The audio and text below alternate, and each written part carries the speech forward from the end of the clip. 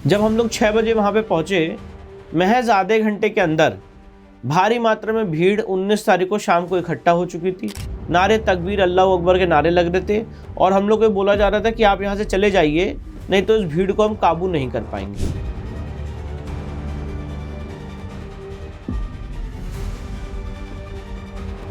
सच जो है उसको दबाया जा सके, ये इसकी पूरी कवायद है। जब संभल का पूरा सच खुलेगा, ये साबित हो जाएगी कि वहां पे हरिहर मंदिर था, जहां पे हमारे ईश्वर का अवतार होना है। और वो पूरा जो एरिया है वो तीर्थ क्षेत्र एरिया है, 68 कुएं से घिरा हुआ एरिया है। वहां पे कितने ऐसे कुएं हैं जिनको पाट दिया गया, जो लुप्त हो गए, कितने ऐसे मंदिर हैं जिनको तोड़ दिया गया। और सर्वे होने के दौरान जफर अली वहां से उस परिसर से बाहर क्यों गए? 24 तारीख को सर्वे हो गया, ठीक है। 28 तारीख को वहां की मस्जिद कमेटी ने सुप्रीम कोर्ट में मामला मेंशन किया, सिविल जज सीनियर डिवीजन के ऑर्डर को। मतलब ये इस देश के लीगल सिस्टम की हद हो गई और पूरे लीगल सिस्टम को आपने तार तार करके रख दिया। सिविल जज सीनियर डिवीजन के ऑर्डर को आप सीधे सुप्रीम कोर्ट में चुनौती दे रहे हो। अगर हम और आप ऐसा करें तो कॉस्ट लगा दी जाए। सांसद विधायक थोड़ी ना अलाउड थे कोर्ट की प्रक्रिया में अंदर घुसने के लिए, तो आप वहां पे कैसे अंदर घुस गए? और घुस के वहां पे गुंडागर्दी कर रहे हो। जो समाजवादी पार्टी के अध्यक्ष हैं वो मेरी फोटो डाल रहे हैं कि ये आदमी कब अरेस्ट होगा। समाजवादी पार्टी की मीडिया सेल झूठ फैला रही है, टोटल झूठ फैला रही है, अगेंस्ट द रिकॉर्ड बोल रही है। इस सभ्यता के साथ, इस संस्कृति के साथ, इस सिविलाइजेशन के साथ अन्याय हुआ है। हमारे जो मंदिर है उसको गलत ढंग से कब्जा किया गया है। ये हमारे लिए बहुत ही इंपॉर्टेंट प्लेस ऑफ वर्शिप है। 27 जैन मंदिर और हिंदू मंदिर को तोड़ के उसके मलबे से कुव्वतुल इस्लाम मस्जिद बनाई गई। क्या सिर्फ petrol, diesel, bridges, banking, infrastructure की बात होती रहे, अपने आत्मसम्मान की बात ना हो? जो छत्रपति शिवाजी महाराज का आखिरी सपना था कि काशी विश्वनाथ को मुक्त किया जाए, ये भी एक कम्युनली टेंटेड ड्रीम था। ये सपना गलत था। जो रानी अहिल्याबाई होलकर ने किया वो भी गलत किया। ये सारी चीजें गलत। इनफैक्ट मैं तो कहता हूँ आजादी भी क्यों ली? आप बार बार जो है अयोध्या का और ज्ञानवापी केस, इस दोनों का रेफरेंस पॉइंट ले रहे हैं। अयोध्या बेंच में भी देखा जो रंजन गोगोई की बेंच थी, और बाद में जो ज्ञानवापी केस के ऑब्जर्वेशन में जो सीजीआई चंद्रचूड़ ने कहा, उन्होंने कहा कि finding the nature of the religious place not Baird under 1991 law. ठीक है, इसके बारे में जो समाज का एक वर्ग है वो कहता है कि इन दोनों मामलों ने एक पेंडोरा बॉक्स ओपन कर दिया, जिसके बाद हर मस्जिद के नीचे जो है मंदिर ढूंढी जा रही है। ये जो आरोप है कि क्या हम सच में हर मस्जिद के नीचे मंदिर ढूंढेंगे, इस आरोप को कैसे देखते हैं? जो आज ज्ञानव्यापी में चीख चीख के जो औरंगजेब का फरमान है वो ये बोल रहा है ज्ञानव्यापी में और मथुरा में कि मैंने यहाँ पे मंदिर को तोड़ा, और उसके आदेश के अनुपालन में मंदिर तोड़े गए, ज्ञानव्यापी के और मथुरा के। अब इस फरमान का काउंटर तो है नहीं। 12 दिसंबर को सुप्रीम कोर्ट में कोई हियरिंग नहीं हुई। उस दिन सिर्फ और सिर्फ आदेश पारित हुआ। विष्णु शंकर जैन बार बार कह रहे हैं कि प्लेसेज ऑफ वर्शिप एक्ट जो है वो अनकॉन्स्टिट्यूशनल है और ये ब्लैक लॉ है। तो क्या विष्णु जी आप ये चाहते हैं कि ये जो प्लेसेज ऑफ वर्शिप एक्ट है उसको खत्म कर दिया जाए? जो कंट्रडिक्शन इस देश में बंटवारे के समय था, वही कंट्रडिक्शन इस देश में आज भी है। आज इस पूरे कानून का जो स्वरूप है वो बदल चुका है, और वक्फ में ऐसी असीमित अधिकार दे दिए गए हैं जो टोटली संविधान के विरोध में है। अगर हिंदू शास्त्रिक नियम है कि किसी जगह मंदिर की स्थापना हो जाती है तो समय के अंत तक मंदिर की रहती है, once a temple always a temple, तो इस सनातन शास्त्रिक नियम का इस देश के लीगल सिस्टम में कोई मोल है कि नहीं? नमस्कार, I am Nishant Kumar Azad and today we are joined by Advocate Vishnu Shankar Jain. Vishnu ji is one of the petitioners in Sambhal's Harihar Mandir versus Shahi Jama Masjid case. He was on ground zero along with the ASI team when violence took place on November 24 in Sambhal. We will speak to him on Sambhal violence, the current state of Gyanvapi, Sri Krishna Janmabhoomi, Bhojsala, Waqf, other pertinent issues. Vishnu ji, namaskar. Vishnu ji, when we talk about Sambhal, there are different versions that कि वहाँ पे ये हुआ, फलाना हुआ, ढिकाना हुआ, लेकिन आप वहाँ पे थे, आप 19 को भी थे, आप 24 को भी थे। What exactly happened on November 24? First of all we have to understand कि जो सर्वे हुआ था 19 तारीख को वो शांतिपूर्ण सर्वे नहीं था। We have to understand this. ये गलत बताया जा रहा है लोगों को कि 19 को सर्वे बड़ी शांति से हो गया और सर्वे टीम आई और सर्वे करके चली गई, फिर 24 को सर्वे क्यों हुआ? This is absolutely wrong. I must tell you the timeline, the chain of events. The suit was filed on 19th around 11 o'clock before the Civil Judge Senior Division Chandosi. At around 12 o'clock the suit was presented before the Honorable Court and the matter was heard by the Honorable Court. The Honorable Civil Judge Senior Division issued notice in the matter, and at around 2:38 the court heard the matter so far as the issue of advocate commission is concerned. और court ने advocate commission को वहां पे नियुक्त किया 2:38 पे और order वहां पे पास किया गया। उसके बाद 3:10 के करीब एडवोकेट कमिश्नर नियुक्त हुए रमेश राघव जी, और उन्होंने ये निर्णय लिया कि हमें यहाँ पे कमीशन आज ही करना है और हम वहाँ पे कमीशन आज करने जाएंगे। और उन्होंने प्रशासन को, डिस्ट्रिक्ट मजिस्ट्रेट साहब को, जो कप्तान साहब है, एसपी साहब है, उनको इन्फॉर्म किया और हम लोगों को भी इन्फॉर्म किया कि कमीशन आज होने जा रहा है, तो आप लोग जो चौकी है, पुलिस चौकी है, वहाँ पे आप लोग पहुंचिए और हम लोग 5:30-6 बजे से कमीशन स्टार्ट करेंगे। जब हम लोग 6 बजे वहाँ पे पहुंचे, महज आधे घंटे के अंदर भारी मात्रा में भीड़ 19 तारीख को शाम को इकट्ठा हो चुकी थी। नारे तकबीर, अल्लाह अकबर के नारे लग रहे थे और हम लोग को बोला जा रहा था कि आप यहाँ से चले जाइए, नहीं तो इस भीड़ को हम काबू नहीं कर पाएंगे। ये कौन कह रहा था आपसे कि आप लोग? ये वहाँ के जो मस्जिद कमेटी के लोग हैं। अच्छा। अब इतनी इस भीड़ की शक्ल तो होती नहीं है, तो जो लोग, जब एडवोकेट कमीशन होना था, आप इस बात को जरा मेरी थोड़ा गंभीरता से लीजिएगा, जब एडवोकेट कमीशन होता है तो पूरा एरिया प्रशासन ने सैनिटाइज किया था और उस परिसर के अंदर किसी को नहीं आना था, सिर्फ 12 लोगों को जाना था। 12 लोगों में कौन कौन था? मैं, मेरे साथ मेरे जो लोकल काउंसिल हैं वो, केंद्र सरकार के वकील, राज्य सरकार के वकील, मस्जिद कमेटी के 5 लोग और मस्जिद कमेटी के 3 वकील, इतने लोग वहां पे रहने थे और प्रशासन के लोग रहने थे। सारी तरफ से जो गेट्स थे वहां से भीड़ अंदर घुसती चली आई और उसके बाद वो लोग हमसे कहने लगे कि आप लोग यहाँ से चले जाइए, नहीं तो ये हम जो बाहर और भीड़ थी जिनको सीओ साहब अनुज चौधरी रोक रहे थे, वो नारे तकबीर, अल्लाह अकबर के नारे लगा रहे थे, कह रहे थे इनको हम कंट्रोल नहीं कर पाएंगे, आप चले जाइए, यहाँ बलबा हो जाएगा। तो उस दिन मीडिया कम थी, शायद वो बात नहीं दिखा पाई। काफी चैनलों के पास फुटेज थे, वो मैं उनके नाम नहीं लेना चाहता हूँ, क्या कारण है जिसकी वजह से वो डिलीट कर दिए गए, हटा दिए गए, ये बात पता नहीं। 19 तारीख को मेन घटना 19 तारीख की है और 19 तारीख को सडन वहां पे पहुंचे थे एडवोकेट कमिश्नर महोदय, इसलिए वहां पे पत्थर नहीं चल पाए थे। उसके बाद एडवोकेट कमिश्नर महोदय ने अपनी नोटिस में लिखा है कि क्योंकि यहाँ पे नारे लग रहे थे और ये बोला जा रहा था कि कमीशन आप लोग चले जाइए, नहीं तो भीड़ को काबू नहीं कर पाएंगे, इसलिए दोबारा 24 को कमीशन करना पड़ा। अच्छा। तो जो लोग ये बात कह रहे हैं 19 को कमीशन कर लिया था तो 24 को क्यों किया, वो ये बात नहीं जानते हैं कि 19 को कमीशन नहीं हो पाया। Point number 1।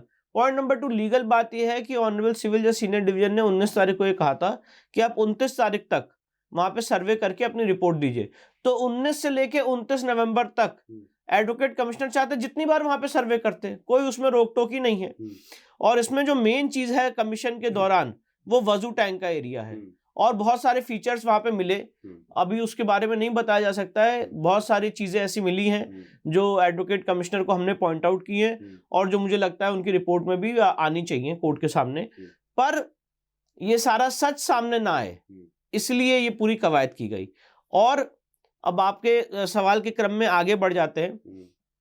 19 तारीख की मैंने आपको पूरी घटना बताई।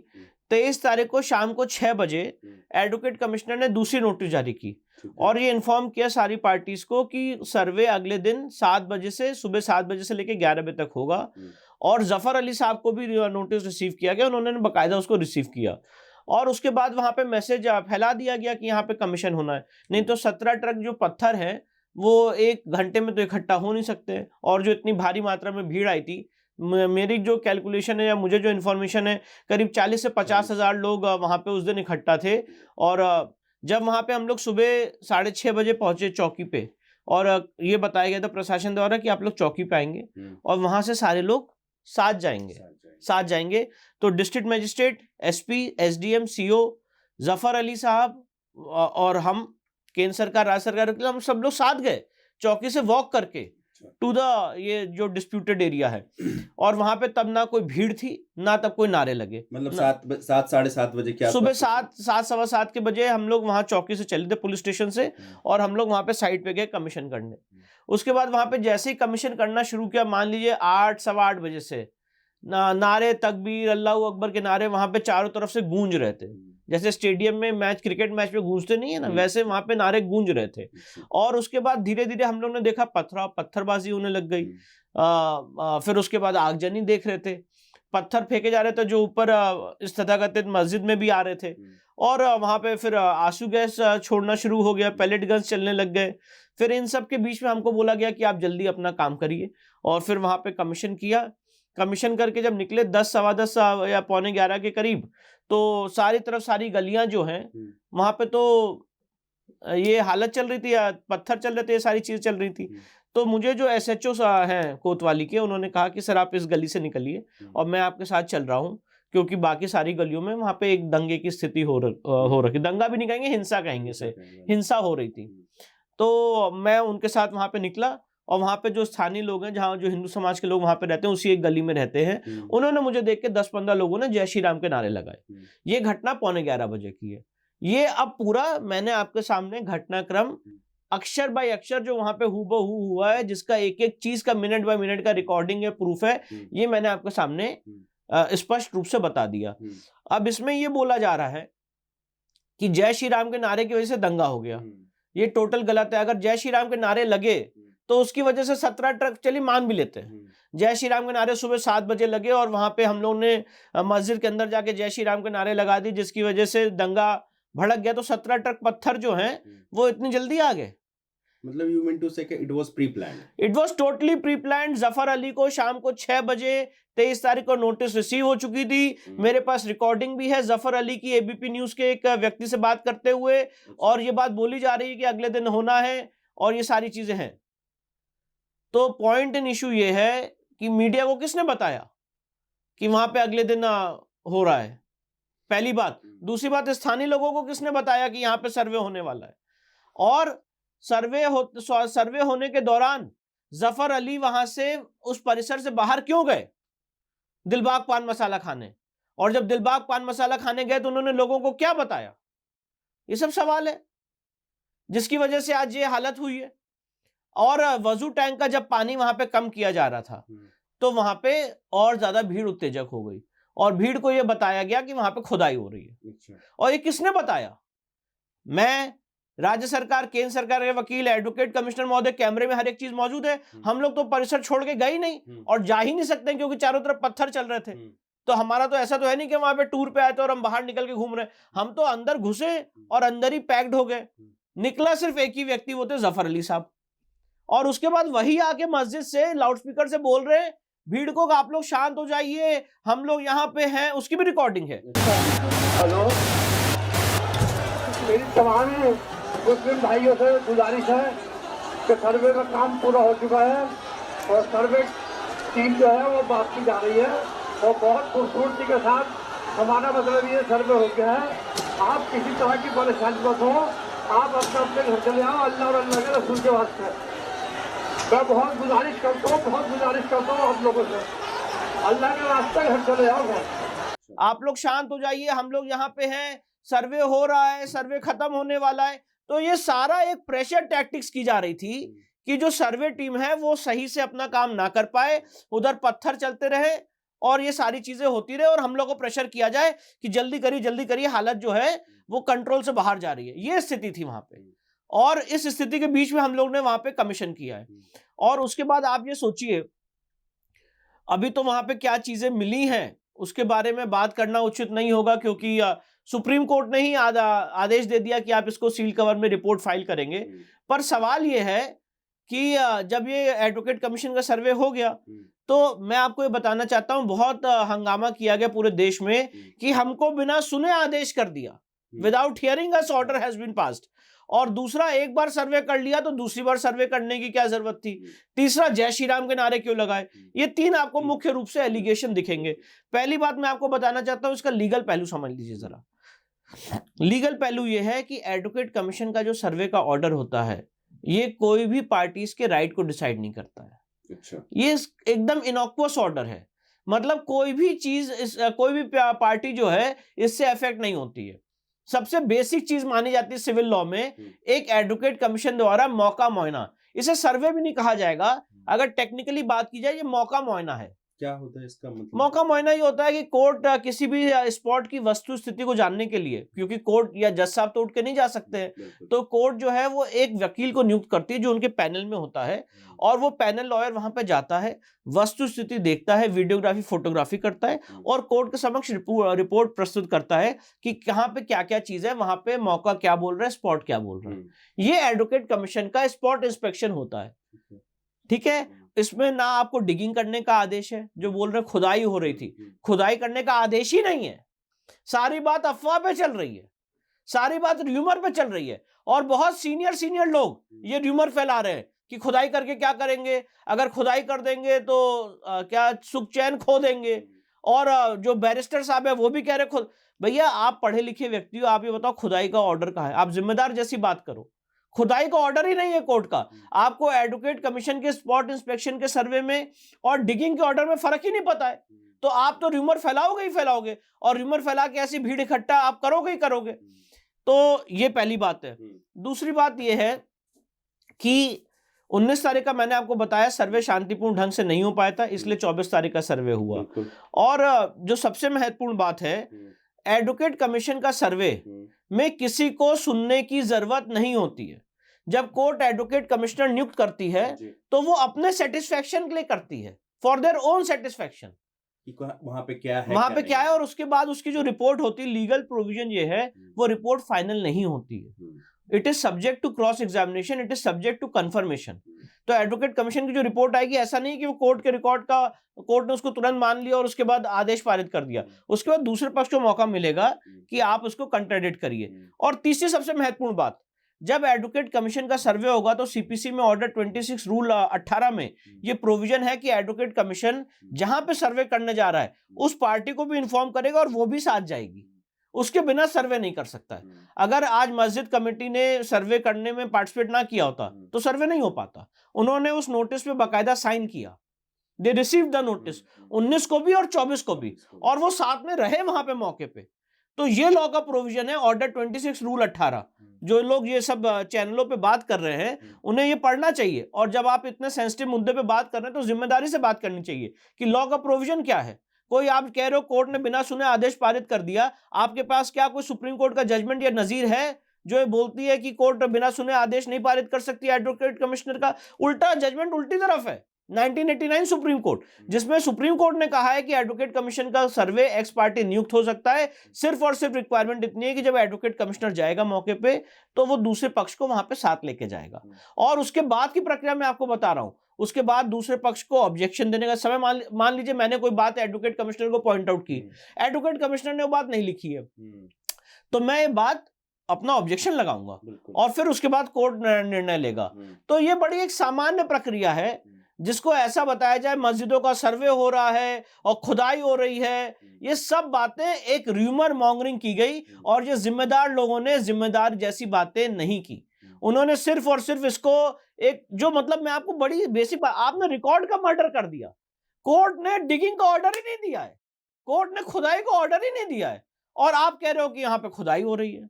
तो ये जो सीरीज ऑफ इवेंट्स हम कहें आपको कि एक जो आपके ऊपर आरोप लगा कि आपने जय श्री राम के नारे लगाए, दूसरा ये कि डिगिंग को लेकर के जो रूमर्स फैलाए गए, तो ये जो सीरीज ऑफ इवेंट्स है ये कहाँ से आया? मतलब मैं देख रहा हूँ कि चाहे whether it is in social media और पर्टिकुलर पार्टी के जो स्पोक्स पर्सन है वो they kept on saying during the debates कि आपने जय श्री राम के नारे लगाए। किसी ने, जो आप कह रहे हैं कि जो इस्लामिक स्लोगन्स की जो बात कर रहे हैं उसका जिक्र कोई नहीं कर रहा है। दूसरी तरफ जो डिगिंग जैसे जो चीजें हैं वो चीजें कहाँ से निकली अचानक से? सबसे इम्पोर्टेंट बात ये है कि ये जो पूरी चीज हो रही है इसका कोर आपको पता है क्या है? इसका कोर ये है कि जो संभल का हरिहर मंदिर का सच है वो सामने ना आ पाए, और कैसे आपने ये हिमाकत कर ली, ये हिम्मत कर ली कि वहां पे आपने केस फाइल कर दिया। कौन लोग हैं जिन्होंने केस फाइल किया? कौन वकील है जिसने इतनी हिम्मत कर ली कि संभल में आके उसने केस फाइल कर दिया? तो वकील को मारो, जो पेटिशनर हैं उनको मारो। अब इसके लिए क्या किया जा रहा है, एक र्यूमर मॉन्गरिंग करना एक पूरे इकोसिस्टम ने शुरू कर दिया। तो र्यूमर मॉन्गरिंग कहां से शुरू की गई कि विष्णु शंकर जैन जो है ये कम्युनल व्यक्ति है और इसने वहां पे जाके जय श्री राम के नारे लगाए, जिसकी वजह से भीड़ भड़क गई। मैंने आपको चेन ऑफ इवेंट्स बताए, प्रूफ बताए कि एकदम रिकॉर्ड के अगेंस्ट है और बड़े सीनियर लोगों ने ये बात बोली। अब मैं एक बात और कहना चाहता हूं, मैं इसको पॉलिटिकल चीज नहीं बता रहा हूं पर एक लीगल बात है। अगर अखिलेश यादव जी को जो बात उन्होंने उस समय कही कि मैंने नारे लगाए और मैं दंगाई हूं, मेरी वजह से दंगा हुआ, मैं दंगा का मास्टरमाइंड हूं, ये ट्वीट भी किया, तो ये बात पार्लियामेंट में क्यों नहीं बोली? why he did not say this in the parliament at the floor of the house? आपको अपनी बात में इतना यकीन था तो मैं चैलेंज से कहना चाहता हूं ये बात आपको पार्लियामेंट में कहनी चाहिए थी। पर आपको पता है पार्लियामेंट में क्यों नहीं कही गई? क्योंकि पार्लियामेंट में अगर आप गलत बात बोलोगे तो प्रिविलेज मोशन इनिशिएट हो जाएगा, तो इसलिए आपने बात पार्लियामेंट में नहीं बोली। हिम्मत थी, दम था कि विष्णु शंकर जैन ने जय श्री राम के नारे लगाया जिसकी वजह से दंगा हुआ, तो ये बात पार्लियामेंट में फ्लोर ऑफ द हाउस पे बोलते, किसी ने नहीं कहा। पार्लियामेंट के बाहर आके बोला, पार्लियामेंट के अंदर फ्लोर ऑफ द हाउस पे नहीं बोला। Point number 1। पॉइंट नंबर 2, ये जो पूरा इकोसिस्टम है इन्होंने इसको एक पॉलिटिकल कलर देने की कोशिश की।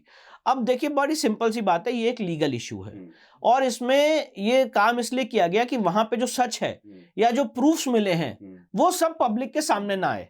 आपको एक बात और बताना चाहता हूं, 24 तारीख को सर्वे हो गया, ठीक है। 28 तारीख को वहां की मस्जिद कमेटी ने सुप्रीम कोर्ट में मामला मेंशन किया सिविल जज सीनियर डिवीजन के ऑर्डर को। मतलब ये इस देश के लीगल सिस्टम की हद हो गई और पूरे लीगल सिस्टम को आपने तार तार करके रख दिया। सिविल जज सीनियर डिवीजन के ऑर्डर को आप सीधे सुप्रीम कोर्ट में चुनौती दे रहे हो। अगर हम और आप ऐसा करें तो कॉस्ट लगा दी जाए, और सीधे सुप्रीम कोर्ट में चुनौती दी कि हाई कोर्ट को बाईपास करके सुप्रीम कोर्ट ने अगले दिन मामला 29 तारीख को सुनवाई की अर्जेंट, और सुप्रीम कोर्ट ने लोअर कोर्ट की प्रोसीडिंग रोक दी और सुप्रीम कोर्ट ने इनसे कहा कि आप हाई कोर्ट जाइए, और हाई कोर्ट जाएंगे तो 3 दिन के अंदर आपका केस लिस्ट हो। ठीक है, बहुत अर्जेंसी थी सुप्रीम कोर्ट आने की। आज तक जब भी आप मैं आज से बात कर रहा हूं, आज 17 दिसंबर हो गई, अभी तक हाई कोर्ट में केस नहीं फाइल किया। अगर वो ऑर्डर गलत था सिविल जज सीनियर डिवीजन चंदौसी का, तो कोर्ट में केस क्यों नहीं फाइल किया? उसको हाई कोर्ट में क्यों नहीं चुनौती दी अभी तक? बड़ी जल्दी थी ना। सुप्रीम कोर्ट आए तुरंत, 28 तारीख को 29 तारीख को सुनवाई हुई, स्टे ऑर्डर लिया, हमारी प्रोसीडिंग वहां पे लोअर कोर्ट की आपने स्टे करा दी, और स्टे कराने के बाद 17 दिन से आप बैठे हुए हो। 17 दिन से भी ज्यादा हो गया, करीब 20 दिन होने को आ रहा है। 20 दिन से आपने हाई कोर्ट अप्रोच ही नहीं किया है, और हाई कोर्ट अभी बंद हो जाएगा दिसंबर की छुट्टियों में और स्टे चलता रहेगा। तो ये सारी चीजें इसलिए की जा रही हैं कि स्टे चलता रहे और ये सारा मामला जो है ना खुले, दबा रहे, और सच जो है उसको दबाया जा सके, ये इसकी पूरी कवायद है। और मैं एक बात आपको और कहना चाहता हूं, जब संभल का पूरा सच खुलेगा तो ये बात साबित हो जाएगी। मैं आपको बात बहुत जिम्मेदारी से कह रहा हूं, ये साबित हो जाएगी कि वहां पे हरिहर मंदिर था, उसको जबरन वहां पे कब्जा करके वहां पे आज नमाज पढ़ी जा रही है। एक बात और बताना चाहता हूं, हरिहर मंदिर के लिए आपको कुछ इसमें दृष्टिकोण भी देखने पड़ेंगे कि क्या ये सिर्फ ऐसे ही केस फाइल कर दिया गया या इसमें कोई रिसर्च भी है।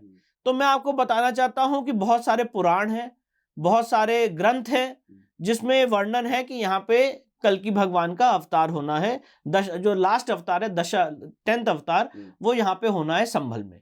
अब इसकी दृष्टिकोण से पृथ्वीराज चौहान महाराजा ने यहाँ पे हरिहर मंदिर की स्थापना की थी। उससे पहले भी ये मंदिर एग्जिस्टेंस में था, काफी प्राचीन मंदिर है। इब्ने बतूता और फाहियान जितने ट्रैवलर्स हैं उन्होंने लिखा है कि यहाँ पे मंदिर एग्जिस्ट करता था, उसको तोड़ा गया। बाबरनामा में बात लिखी गई है, आईने अकबरी में ये बात लिखी गई है। अलेक्जेंडर कनिंगम जो आए थे उनकी जो रिपोर्ट है कार्नेगी की, उसमें भी मेंशन है कि यहाँ पे मंदिर हुआ करता था, मंदिर को यहाँ पे तोड़ा गया है और यहीं पे कल्कि अवतार होना, ये सारी बातें यहाँ पे मेंशन है इस पूरे क्या कहते हैं जो हिस्टोरिकल बैकग्राउंड है। अब इसी पर्सपेक्टिव में आर्कियोलॉजिकल सर्वे ऑफ इंडिया ने इस जगह को अपने कंट्रोल में लिया, अपने कब्जे में लिया और एएसआई प्रोटेक्टेड मॉन्यूमेंट डिक्लेयर किया। अब आप मुझे बताइए कौन सा ऐसा एएसआई प्रोटेक्टेड मॉन्यूमेंट है देश में जहां एएसआई कब्जे में नहीं है? एएसआई को अपना कब्जा छोड़ना पड़ गया। वहीं पे मैं आ रहा था कि ये आपने इसके हिस्टोरिकल रिलेवेंस दिए और ये भी कहा कि ये एएसआई का साइट है, तो ये एएसआई के हाथ से बाहर गया कब? ये जो साइट है हमारा, जो मंदिर है या मस्जिद है, ये एएसआई के हाथ से कब्जे से बाहर कब गया? देखिए 1996 ऑनवर्ड से वहां पे आपको पता है 1978 में वहां पे बड़ा भीषण दंगा हुआ था, काफी लोगों को जला दिया गया था। आज तक जो लोग जिन्होंने गुनाह किया उनको कभी सजा नहीं मिली। और भी बहुत वहां पे दंगे हुए जिसमें हिंदू समाज के लोग बहुत वहां पे मारे गए, और धीरे धीरे वहां पे डेमोग्राफिक चेंज होने लग गया। 1996 ऑनवर्ड्स एएसआई धीरे धीरे वहां पे अपना जो एक लॉ में एक टर्म यूज किया जाता है, actual physical possession. Actual physical position का मतलब होता है कि आप किसी प्रॉपर्टी में आधिपत्य में है, उसके कब्जे में है, और उसकी चाबी और उसका पूरा फिजिकल पोजीशन आपके पास है। पोजीशन अलग अलग 8 तरह के पोजीशन होते हैं। किसी के पास चाबी है वो भी पोजीशन होता है, किसी के पास पेपर है वो भी पोजीशन होता है, सिंबॉलिक पोजीशन भी होता है। जस्टिस सिंघवी ने 8 तरह के पोजीशन डिफाइन किए। उस बात को रख दीजिए। एक्चुअल फिजिकल पोजीशन सबसे इंपॉर्टेंट पोजीशन माना जाता है लॉ में। तो एएसआई ने जब इसको 1904 में 1920 में प्रोटेक्टेड मॉन्यूमेंट घोषित किया था, तो एएसआई एक्चुअल फिजिकल पोजीशन में था। और जब एएसआई किसी जगह पे कब्जे में होता है तो लॉ ये है कि वहां पे 1% भी चेंज नहीं हो सकता है, नो चेंज। अगर कुछ चेंज करना है तो वो एएसआई करेगा, अगर कोई शमन हो रहा है मॉन्यूमेंट का तो। 1996 ऑनवर्ड एएसआई वहां पे अपना कब्जा लूज करता रहा, और स्थिति ऐसी बन गई कि एएसआई अभी आज से 2-3 महीने पहले, ये बात आई नहीं पब्लिक डोमेन में, एएसआई ने अपना एफिडेविट फाइल किया है। एएसआई अभी 2-3 महीने पहले कब्जा का वो सर्वे करने गया था, एएसआई को सर्वे नहीं करने दिया, और वहां पे जो सर्वे टीम गई थी उनकी फोटो बना रहे थे, उनकी रिकॉर्डिंग कर रहे थे। एएसआई ने ये सारी बातें अपनी एफिडेविट में लिखी है, और एएसआई इस सर्वे से ये बात साबित हो गई है कि एएसआई इस समय वहां पे कब्जे में नहीं है। वहां पे एएसआई का बोर्ड भी लगा हुआ है, जब आप मस्जिद में अंदर घुसेंगे राइट साइड में, कि आप ब्लू कलर का, कि अगर आपने यहाँ पे कुछ भी टच किया तो ये पनिशेबल ऑफेंस है, 5000 का फाइन वगैरह, सारी चीजें। पर ये सारी लॉ की जितनी बातें हैं वो तो धरी की धरी रह गई। वहां पे रेलिंग बना दी गई, कितने ऐसे पेड़ थे जो काट दिए गए, बहुत सारे चेंजेस किए गए, और बराबर चेंजेस होते रह रहे हैं। और सबसे बड़ी बात है कि सुप्रीम कोर्ट ने इस मामले को स्टे कर दिया। अगर स्टे करना था तो उस एरिया को सील करना चाहिए था, कि वहां पे अभी आप जब तक ये केस चल रहा है तब तक वहां पे मौका जो है स्पॉट ना चेंज किया जा सके। जितनी चीजें हम लोग देख के आए हैं, अगर वो सारी चेंज कर दी जाएंगी तो कहेंगे कहां एविडेंस है, ये वीडियो ही जो है वो कहेंगे मॉर्फ्ड है, टेम्पर्ड है। तो जो हम आप हमसे कह रहे हो कि आप एविडेंस से प्रूफ करिए, पर एविडेंस जैसे जुटाने जा रहे हैं आप कह रहे हो कि नहीं, आप वहां पे पत्थरबाजी कर रहे हो और कोर्ट स्टे कर रही है, उसके बाद हम उसमें आगे बढ़ नहीं पा रहे। अब एएसआई प्रोटेक्टेड मॉन्यूमेंट में जो लॉ कहता है सेक्शन 16 में और सेक्शन 18 में, और ये हमारी रिलीफ है कि एएसआई इसका धार्मिक चरित्र निर्धारित करे। सेक्शन 16 में एएसआई की ड्यूटी है। बहुत सारे इस देश में ऐसे एएसआई प्रोटेक्टेड मॉन्यूमेंट हैं जो मस्जिद हैं और जो मंदिर हैं। वो आप मध्य प्रदेश में चले जाएंगे, वहां पे शिवाला है जो एएसआई प्रोटेक्टेड है, जहाँ पे कालीचरण महाराज ने अभी शिव तांडव सूत्र गाया था।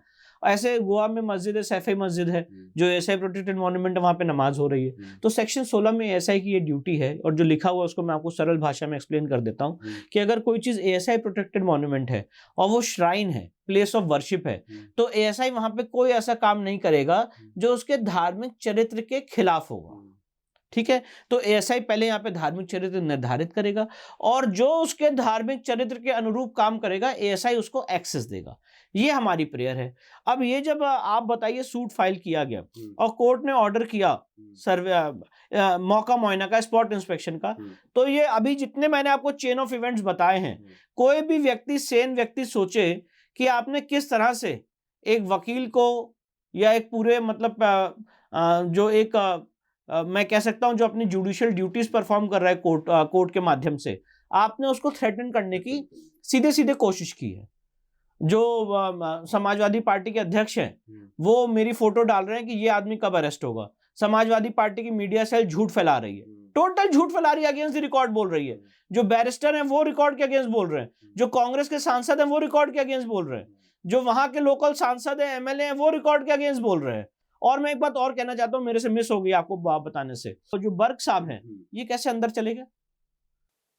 अच्छा, वो उस नाम में, उस लिस्ट में उनका नाम नहीं था भाई। 5 लोग मस्जिद कमेटी के, 3 वकील, यही अलाउड थे। वो तो वहां के सांसद है ना, सांसद विधायक थोड़ी ना अलाउड थे कोर्ट की प्रक्रिया में अंदर घुसने के लिए। तो आप वहां पे कैसे अंदर घुस गए, और घुस के वहां पे गुंडागर्दी कर रहे हो कि क्या होना है क्या नहीं होना है, और आप कह रहे हो कि अब आप कर लीजिए जो कर, मतलब ये सारी चीजें वहां पे हो रही हैं। तो मैं कुछ और कह रहा हूं, कोर्ट की टीम गई थी ना वहां, कोर्ट के अपॉइंटेड लोग गए थे। आपको नहीं पसंद था, आप हाई कोर्ट जाते, सुप्रीम कोर्ट जाते, आप ना पार्टिसिपेट करते, आप अंदर कैसे घुस गए? और उसका पूरा वीडियो फुटेज है उनका अंदर जाते वक्त का, और जो अंदर बातें कही वो सारी बातें रिकॉर्ड पे कैद है। तो मैं ये पूछ रहा हूं कि ये क्या किया आपने? आप हाउ डिड यू एंटर? जब कोर्ट का सर्वे चल रहा था उस पूरे प्रक्रिया में 19 तारीख को, तो मस्जिद कमेटी के लोग अलाउड थे, आप मस्जिद कमेटी के पार्ट तो थे नहीं, तो आप कैसे आ गए अंदर? विधायक कैसे अंदर आ गए? तो अभी हम लोग ना जैसे अभी आपने बताया कि संभल वाला मामला अगर हम लोग देखें तो संभल मामले में कई मामले ऐसे हुए, जैसे भोजशाला हुआ, ज्ञान वापी हुआ, लेकिन अयोध्या के बाद संभल ऐसा साइट बना जहां पे वायलेंस हुआ, ठीक है। तो क्या हम लोग कह सकते हैं कि संभल जो है अनदर अयोध्या इन मेकिंग है? नहीं, देखिए, मैं तो लॉयर हूँ, मैं वकील हूँ, मैं अभी तो कोई आंदोलन में उतरा नहीं हूँ, तो आंदोलन जब करेंगे वो तब की बात होगी। अभी तो मैं अपनी जो लड़ाई है वो लीगल ढंग से कोर्ट के सामने रख रहा हूँ। तो ये संभल अयोध्या बनेगा कि नहीं बनेगा, इस बारे में तो मैं बात नहीं कर सकता हूँ। मैं तो सिर्फ एक लीगल बात रख सकता हूँ। लीगल बात ये है कि एक एएसआई प्रोटेक्टेड मॉन्यूमेंट है, एएसआई को वहां पे अपना कब्जा लेना है, एएसआई को अपनी ड्यूटी सेक्शन 16 के तहत फुलफिल करनी है, और एएसआई को जो लोग उसके अनुरूप काम कर रहे हैं उसको एक्सेस देना है।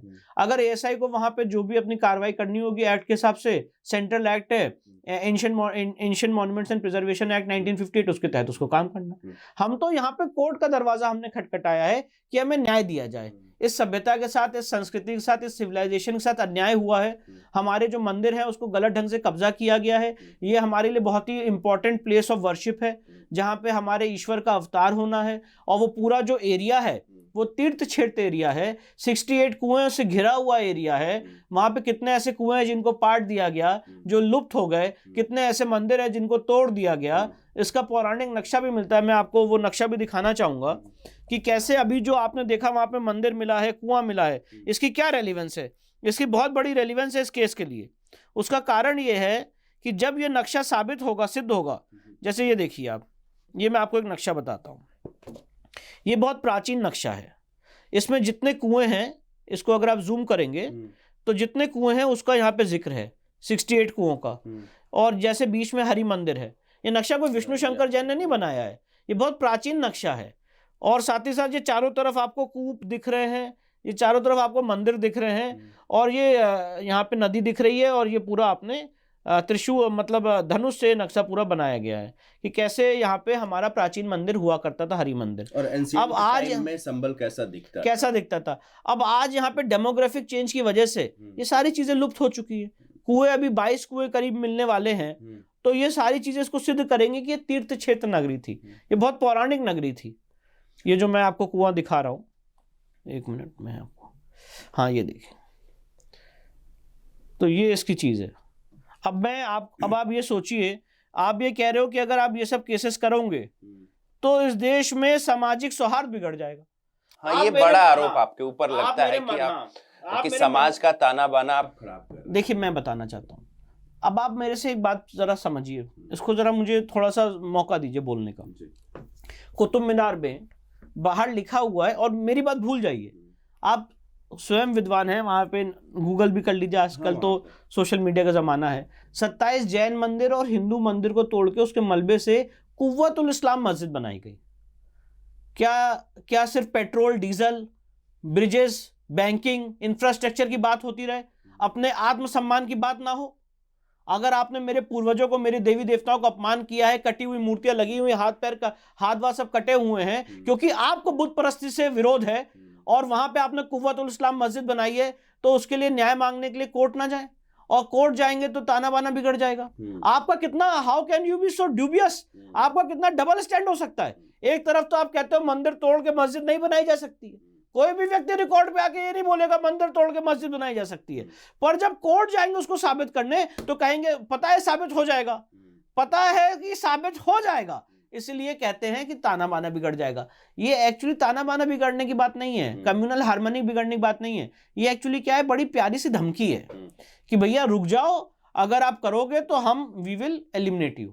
ये बात है कि विष्णु शंकर जैन कम्युनल हार्मनी बिगाड़ रहे हैं, अगर आप बिगाड़ोगे तो वी विल एलिमिनेट यू। अब उसको सामने नहीं कह सकते हैं, तो कहते हैं कम्युनल हार्मनी बिगाड़ रहे हैं। ये कम्युनल हार्मनी बिगाड़ना एक थ्रेट है पूरे समाज के ऊपर। पॉइंट नंबर 1, आप जाइए जरा भोजशाला, 7 अप्रैल 2003 का आदेश है, और ऐसा आदेश आप पूरे देश में विदेश में, वर्ल्ड में कहीं नहीं पाएंगे जैसा भोजशाला में हुआ है। माँ वाग्देवी, माँ सरस्वती का वो स्थान है, ठीक है। राजा भोज ने, परमार डायनेस्टी के जो राजा थे, उन्होंने वहां पे उसको मंदिर को निर्माण किया था। वो हमारी एक आप कह सकते हैं एक बहुत सारे ग्रंथों की वहां पे रचना हुई है, संस्कृत का केंद्र रहा है माँ सरस्वती का, और वहां पे उनकी स्थापना की गई थी।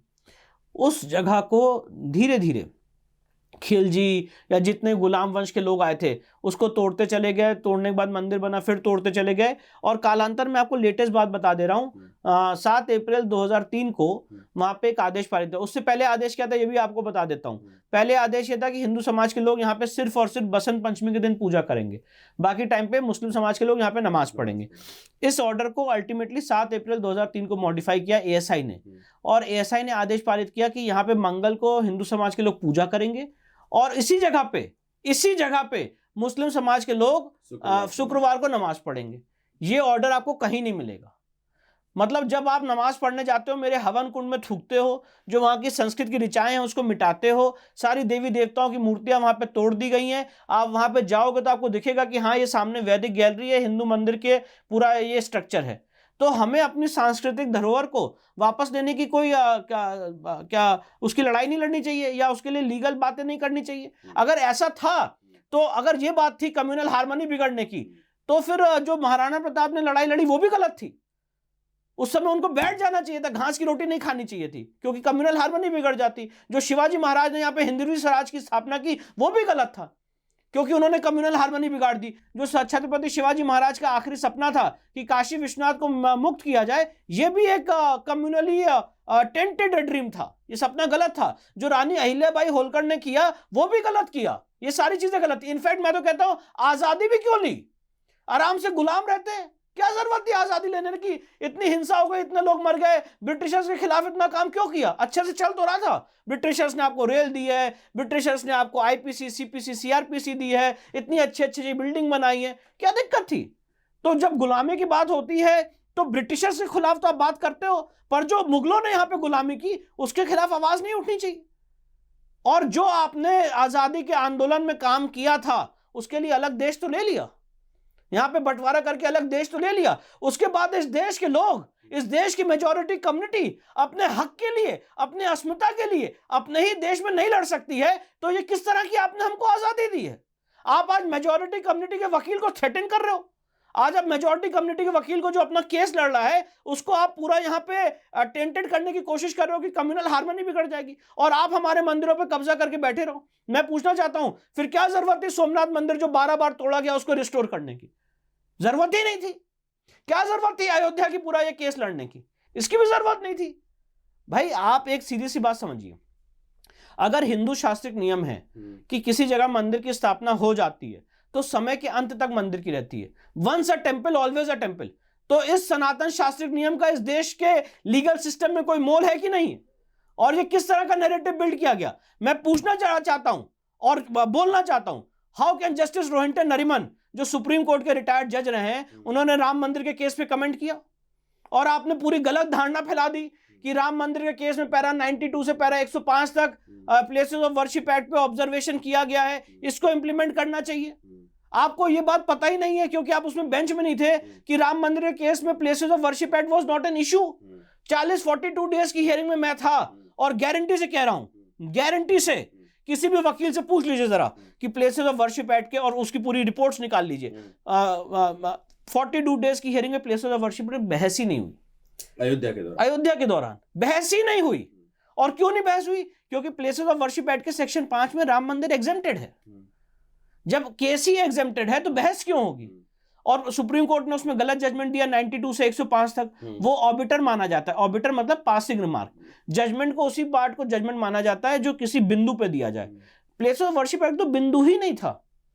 और आपने जस्टिस रोहिंटन नरीमन ने यह बात कही, जो सुप्रीम कोर्ट के बड़े सीनियर वकील हैं, वो एक बहुत ही सीनियर जर्नलिस्ट के साथ इंटरव्यू में रो रहे हैं कि मुझे तो बड़ी दुख होता है कि इस देश में कितनी कम्युनल वो बढ़ गया है, ये हो गया है, वो हो गया। तो आपने एक पूरा माहौल बनाया और जो विष्णु शंकर जैन और हम जितने लोग थे इस हिंसा से पीड़ित थे, हमको हिंसा का परपिट्रेटर बताया, कोर्ट को हिंसा का परपिट्रेटर बताया, और जो लोगों ने हिंसा की उनको पीड़ित बता दिया। ये काम हुआ है, काम ये हुआ है। तो 19 तारीख के वीडियो दिखाने चाहिए और 24 तारीख के वीडियो दिखाने चाहिए कि वहां पे हुआ क्या है।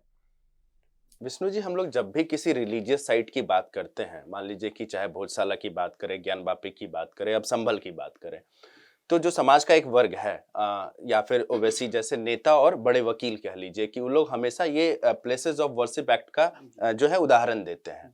संभल का मामला इससे कैसे अलग है और यहाँ पे कैसे वो लागू नहीं होता है, इसके ऊपर थोड़ा सा प्रकाश। Section 4 sub clause 3A, section 4(3)A places of worship act 1991, जिसमें लिखा हुआ है कि जहां पे ASI एक्ट लागू रहेगा या अगर कोई एंशिएंट प्रोटेक्टेड मॉन्यूमेंट है तो वो प्लेसेस ऑफ वर्शिप एक्ट के दायरे से बाहर है। ये एक्ट में ही लिखा हुआ है, कहीं दूर जाने की जरूरत नहीं है। प्लेसेस ऑफ वर्शिप एक्ट 1991 के सेक्शन 4(3)A को पढ़ लीजिए। जो एंशिएंट साइट्स है या जो ASI एक्ट 1958 से गवर्न है, वहां पे प्लेसेस ऑफ वर्शिप एक्ट लागू नहीं होगा, एक्ट में ही लिखा है। अब कोई सीधी सीधी बात अगर नहीं सुनना चाहता है, समझना चाहता है और सिर्फ नैरेटिव बिल्ड करना चाहता है तो उसके लिए क्या किया जा सकता है?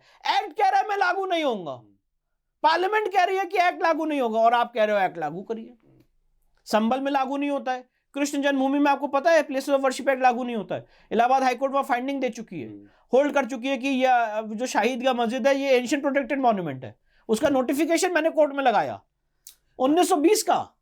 1920 का नोटिफिकेशन लगाया। और आपको बड़ी इंटरेस्टिंग बात बताऊं, कृष्ण जन्मभूमि के केस में लिखा हुआ है ASI के नोटिफिकेशन में कि यहाँ पे एक मंदिर था जिसको तोड़ के यहाँ पे मस्जिद बनाई गई है और वहां पे उसको मस्जिद के रूप में उपयोग किया जा रहा है।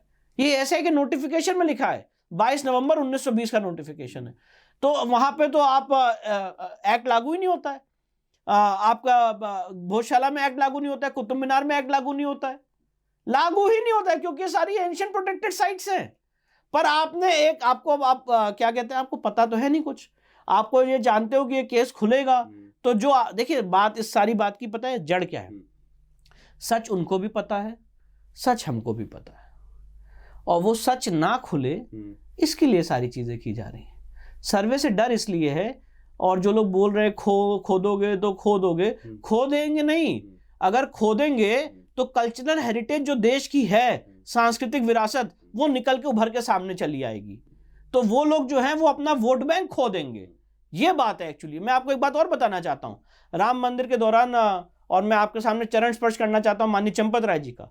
उन्होंने इतनी उस केस में जब मेहनत की थी, आपको याद होगा 2002 में जस्टिस सुधीर नारायण ने राम मंदिर में सर्वे का आदेश दिया था, ASI सर्वे का जी। और वहां पे डिगिंग जब हो रही थी, खुदाई हो रही थी, तो बहुत ही लिमिटेड ट्रेंचेस खोदी गई थी।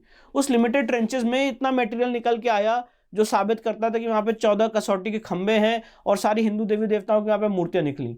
बहुत सारे ऐसी जगह पे जब वहां पे जो जितने लोग वरिष्ठ लोग हैं जो केस लड़ रहे थे, उन लोगों ने पॉइंट आउट किया था कि ट्रेंचेस बनाई जाए, नहीं बनाने दी गई। अभी जब राम मंदिर का निर्माण हो रहा था, अगर आपको याद होगा, माननीय चंपत राय जी का बयान भी है, और मूर्तियां निकल के आई और खंबे निकल के आए। तो अगर आप ये बताइए, आप मुझे एक बात जरा पूछिए कि अगर आप किसी मंदिर पर जबरन कब्जा कर लो, वहां बैठ जाओ, वहां नमाज पढ़ो, है ना, और दोहरी बातें करो, और कोई आदमी लीगल केस फाइल करे, तो कैसे प्रूफ करेगा अपना केस? कैसे प्रूफ करेगा कि ये मंदिर थी कि मस्जिद थी? सर्वे से करेगा, स्पॉट इंस्पेक्शन करेगा, अगर जरूरत होगी तो डिगिंग करेगा। अभी तो आपको मैं बताना चाहता हूँ, ज्ञानव्यापी में डिगिंग का आदेश ही नहीं था। डिस्ट्रिक्ट कोर्ट ने आदेश पारित किया था डिगिंग का, उसको हाई कोर्ट, सुप्रीम कोर्ट ने मॉडिफाई कर दिया। केंद्र सरकार ने भी अंडरटेकिंग दी कि हम डिगिंग नहीं करेंगे। बिना डिगिंग किए लेटेस्ट टेक्नोलॉजी से ASI ने रिपोर्ट दी ज्ञानव्यापी में कि ये पूरा हिंदू मंदिर का परिसर है। बिना डिगिंग के भोजशाला में ASI ने रिपोर्ट दी 98 डेज के सर्वे के बाद ये कि हिंदू मंदिर का परिसर है। 98 डेज का सर्वे हुआ है और ज्ञानव्यापी में 90 दिन का। आप सोच सकते हैं कितनी मेहनत, कितने एफर्ट्स हम लोग, मैं अपनी बात नहीं कर रहा हूं, ये पूरी कम्युनिटी ले रही है कि अपनी बात को हम तर्क और तथ्य के आधार पर कर सकें, कि यहाँ पे एक वर्ल्ड को हम मैसेज दे सकें कि अगर आपने गलतियां की इतिहास में तो आज हम उसको कोर्ट के माध्यम से जस्टिफाई उसको लीगलाइज कर सकें और अपनी चीजें वापस ले सकें। पर आप उसके लिए भी आप रोड़ा डाल रहे हो और उसके लिए तरह तरह के नैरेटिव्स गढ़े जा रहे हैं। तो ये लोग जो बातें कर रहे हैं इसका कोई बेसिस नहीं है। और टोटल मैं आपको चैलेंज कर रहा हूं आपको, मतलब जितने लोग जो बोल रहे हैं कि भैया जरा इसको फ्लैश कर दीजिएगा, places of worship act 1991 section 14A, कि साहब ये तो लिखा हुआ एक्ट लागू नहीं होता, एक्ट लागू नहीं होता, और आप रट लगाए हुए प्लेसेस ऑफ वर्शिप एक्ट की, प्लेसेस ऑफ वर्शिप एक्ट, सब लोग रट लगा रहे हैं। डिगिंग का ऑर्डर हुआ नहीं है, सारे लोग चिल्ला रहे हैं खुदाई हो गई, खुदाई हो गई, खुदाई हो गई। अब कोई आदमी अगर बिना पढ़े बात करे तो इसके लिए तो कुछ नहीं किया जा सकता। मैं तो भैया वकील हूं, मैं अपनी बात कोर्ट में तर्क, तथ्य, फैक्ट्स के आधार पर रख रहा हूं और रखता रहूंगा और रखता रहूंगा। और मैं आपको एक बात और बता दूं, हम लोग डरने वाले नहीं हैं, चाहे जिसको जितनी धमकी देनी दे ले। हम अपनी बात, अपने कल्चरल हेरिटेज को रेस्टोर करने की लड़ाई लड़ रहे हैं और आगे अभी और लड़ेंगे। और भी बहुत सारी हमारी फाइलें तैयार हैं, वो हम केसेस फाइल करेंगे और इस देश को जो उसकी अस्मिता है, जो हमारी सांस्कृतिक विरासत है, वो ग्लोरी हम वापस लौटाएंगे। और देखिए, एक बात और बताना चाहता हूं, आप मुझे बताइए, ये सारी लड़ाइयां, इसको दो दृष्टिकोण हैं, क्यों इतनी इंपॉर्टेंट है। पहली बात, हम लोग इस्लामिक लॉ को तो बड़ी जल्दी समझ लेते हैं, ग्रह हो जाता है। जब बैरिस्टर साहब कहते हैं once a mosque always a mosque, हमारी मस्जिद थी ता कयामत मस्जिद रहेगी, once a Waqf always a Waqf, तो तुरंत ये बात समझ में आती है। पर मैं आज आपके माध्यम से पूरे सनातन समाज से कहना चाहता हूं कि बीके मुखर्जी का हिंदू लॉ, पीवी काणे का धर्मशास्त्र और गोपाल चंद्र शास्त्री का हिंदू लॉ, इन तीनों किताबों को पढ़ लीजिए। और बहुत कम लोग शायद जानते होंगे कि पीवी काणे साहब, जिन्होंने धर्मशास्त्र लिखा है 7 वॉल्यूम में, he is awarded with Bharat Ratna. Bharat Ratna से उनको फेलिसिटेट किया गया है और बहुत ही लर्नेड वकील थे। तो उन्होंने लिखा है कि मंदिर तोड़ देने से देवता का अस्तित्व समाप्त नहीं होता है। अगर आप किसी जगह मंदिर तोड़ देते हो तो वहां पे देवता इनविजिबल रूप में, अदृश्य रूप में विराजमान रहते हैं।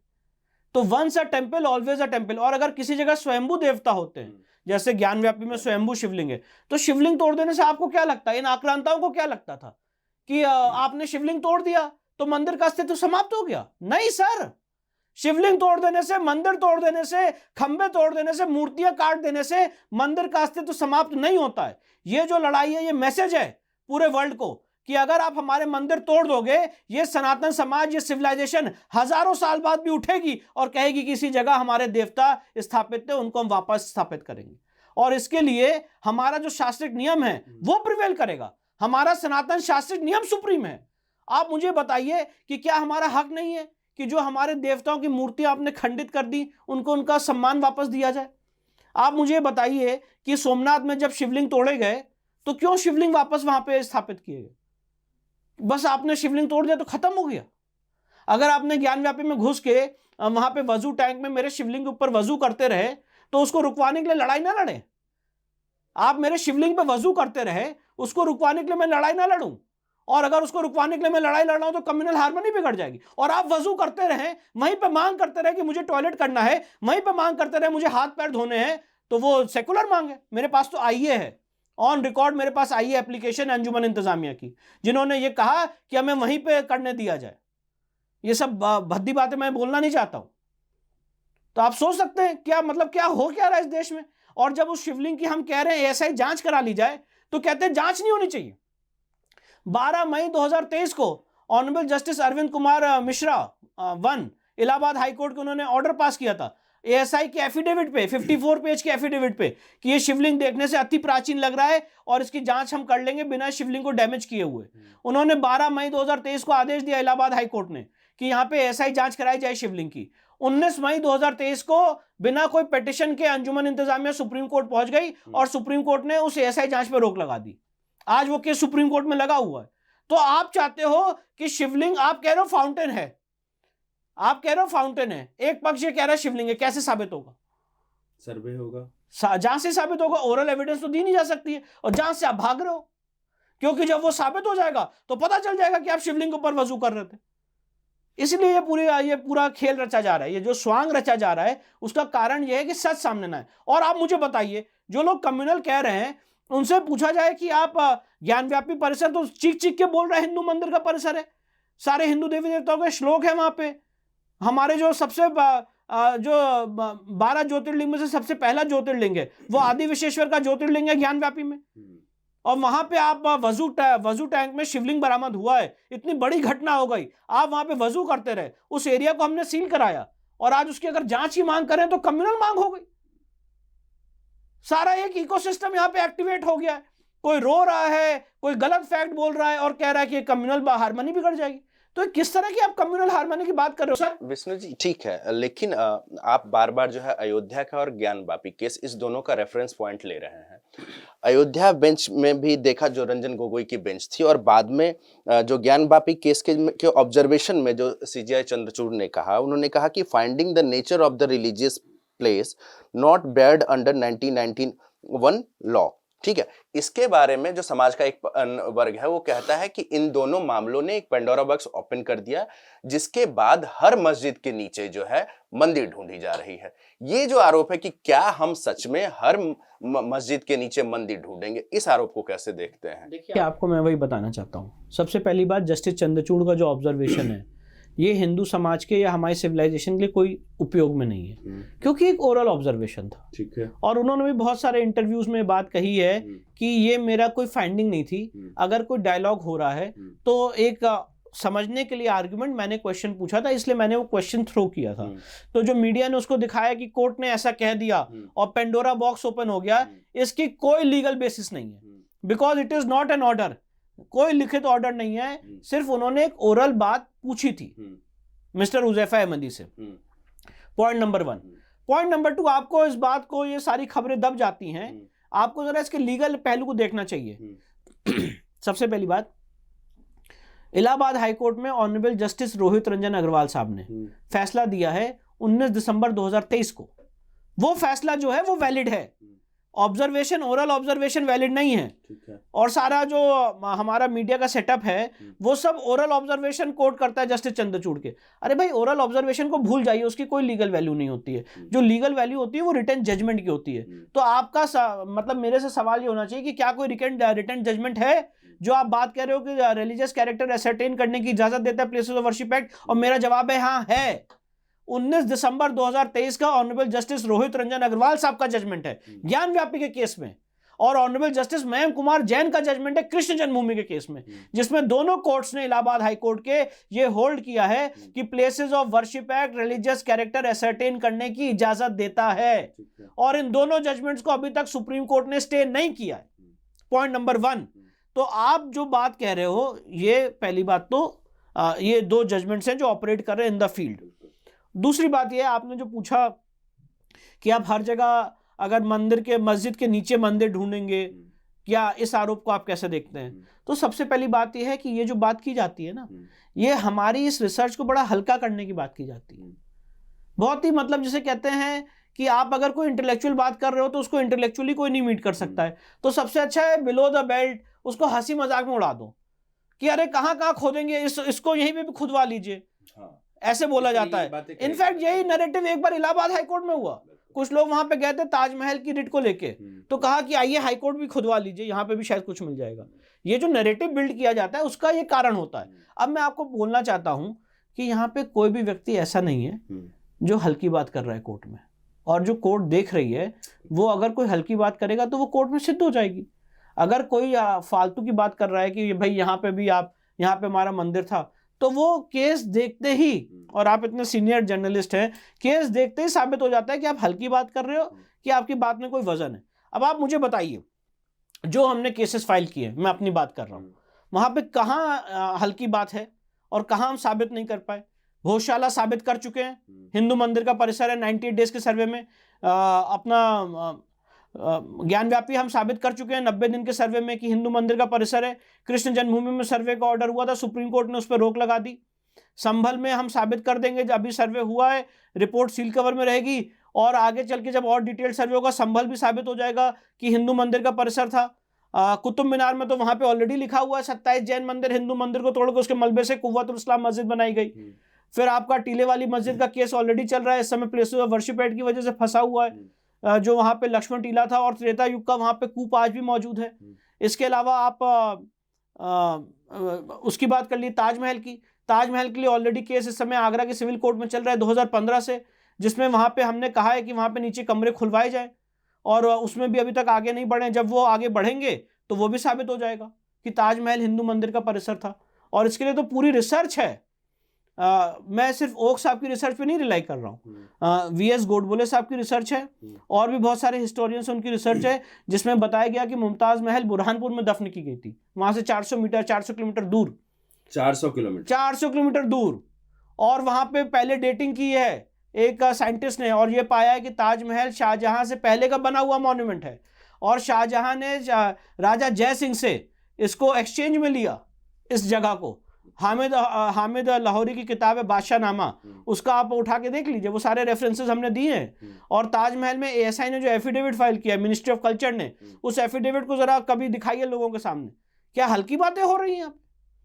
हल्की बातें वो हैं कि आप ताजमहल में घुस के नमाज पढ़ रहे हो बिना कोई अथॉरिटी के, गलत ढंग से एएसआई परमिशन दे रहा है आपको नमाज पढ़ने की, और जो वहां पे कब्रें बना दी गई हैं वो हल्की बातें। जो 27 कमरों को वहां पे बंद कर दिया गया है आर्टिफिशियल वॉल से, जिसके अंदर सच छुपा हुआ है, वो हल्की बातें।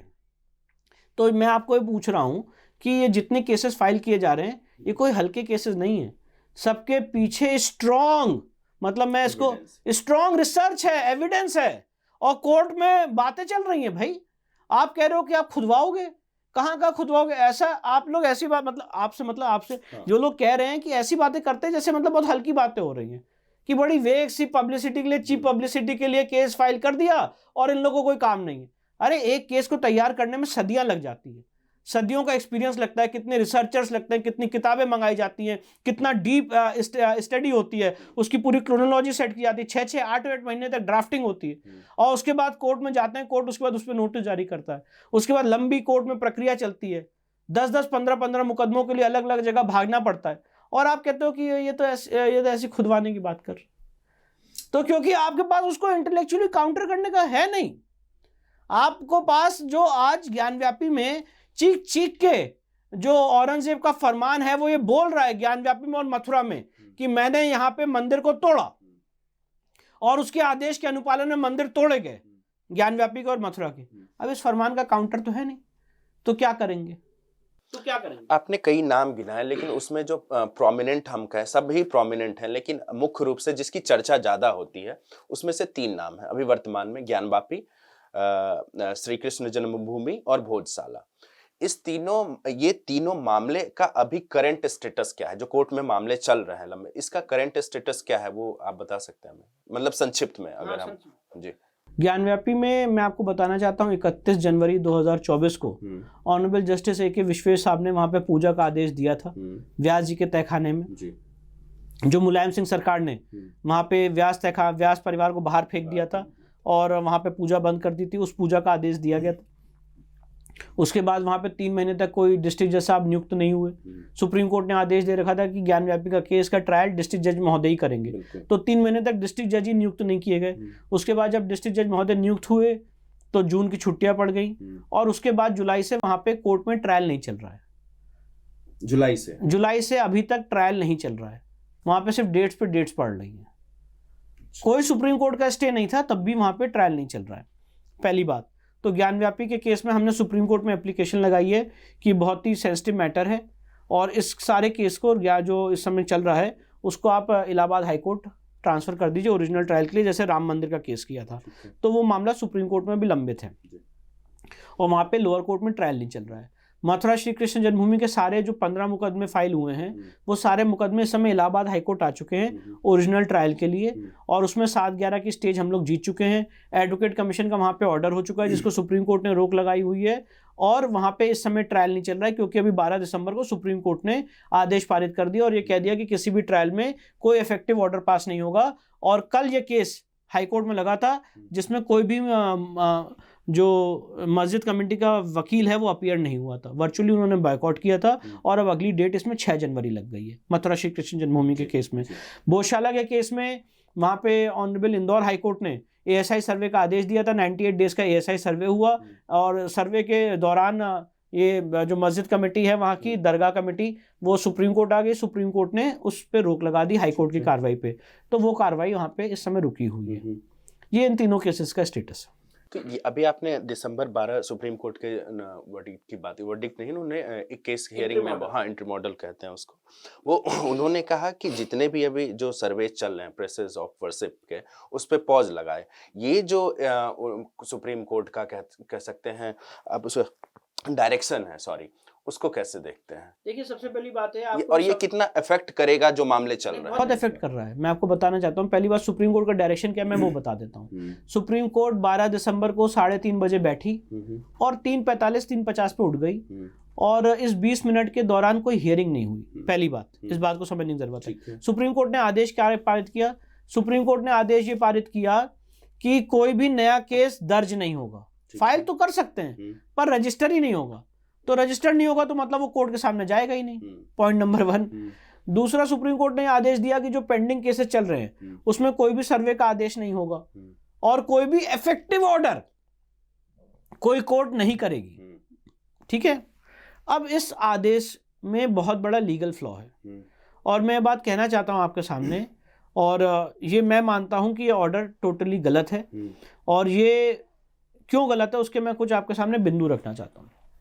सबसे पहली बात, सुप्रीम कोर्ट में 6 रिट याचिकाएं लगी थी 12 तारीख को 3:30 बजे, और अगर आप सुप्रीम कोर्ट का इस केस में प्लेसेस ऑफ वर्शिप एक्ट की कॉन्स्टिट्यूशनल वैलिडिटी को मैंने सुप्रीम कोर्ट में सबसे पहले चैलेंज किया था, विश्व भद्र पुजारी पुरोहित महासंघ के नाम से।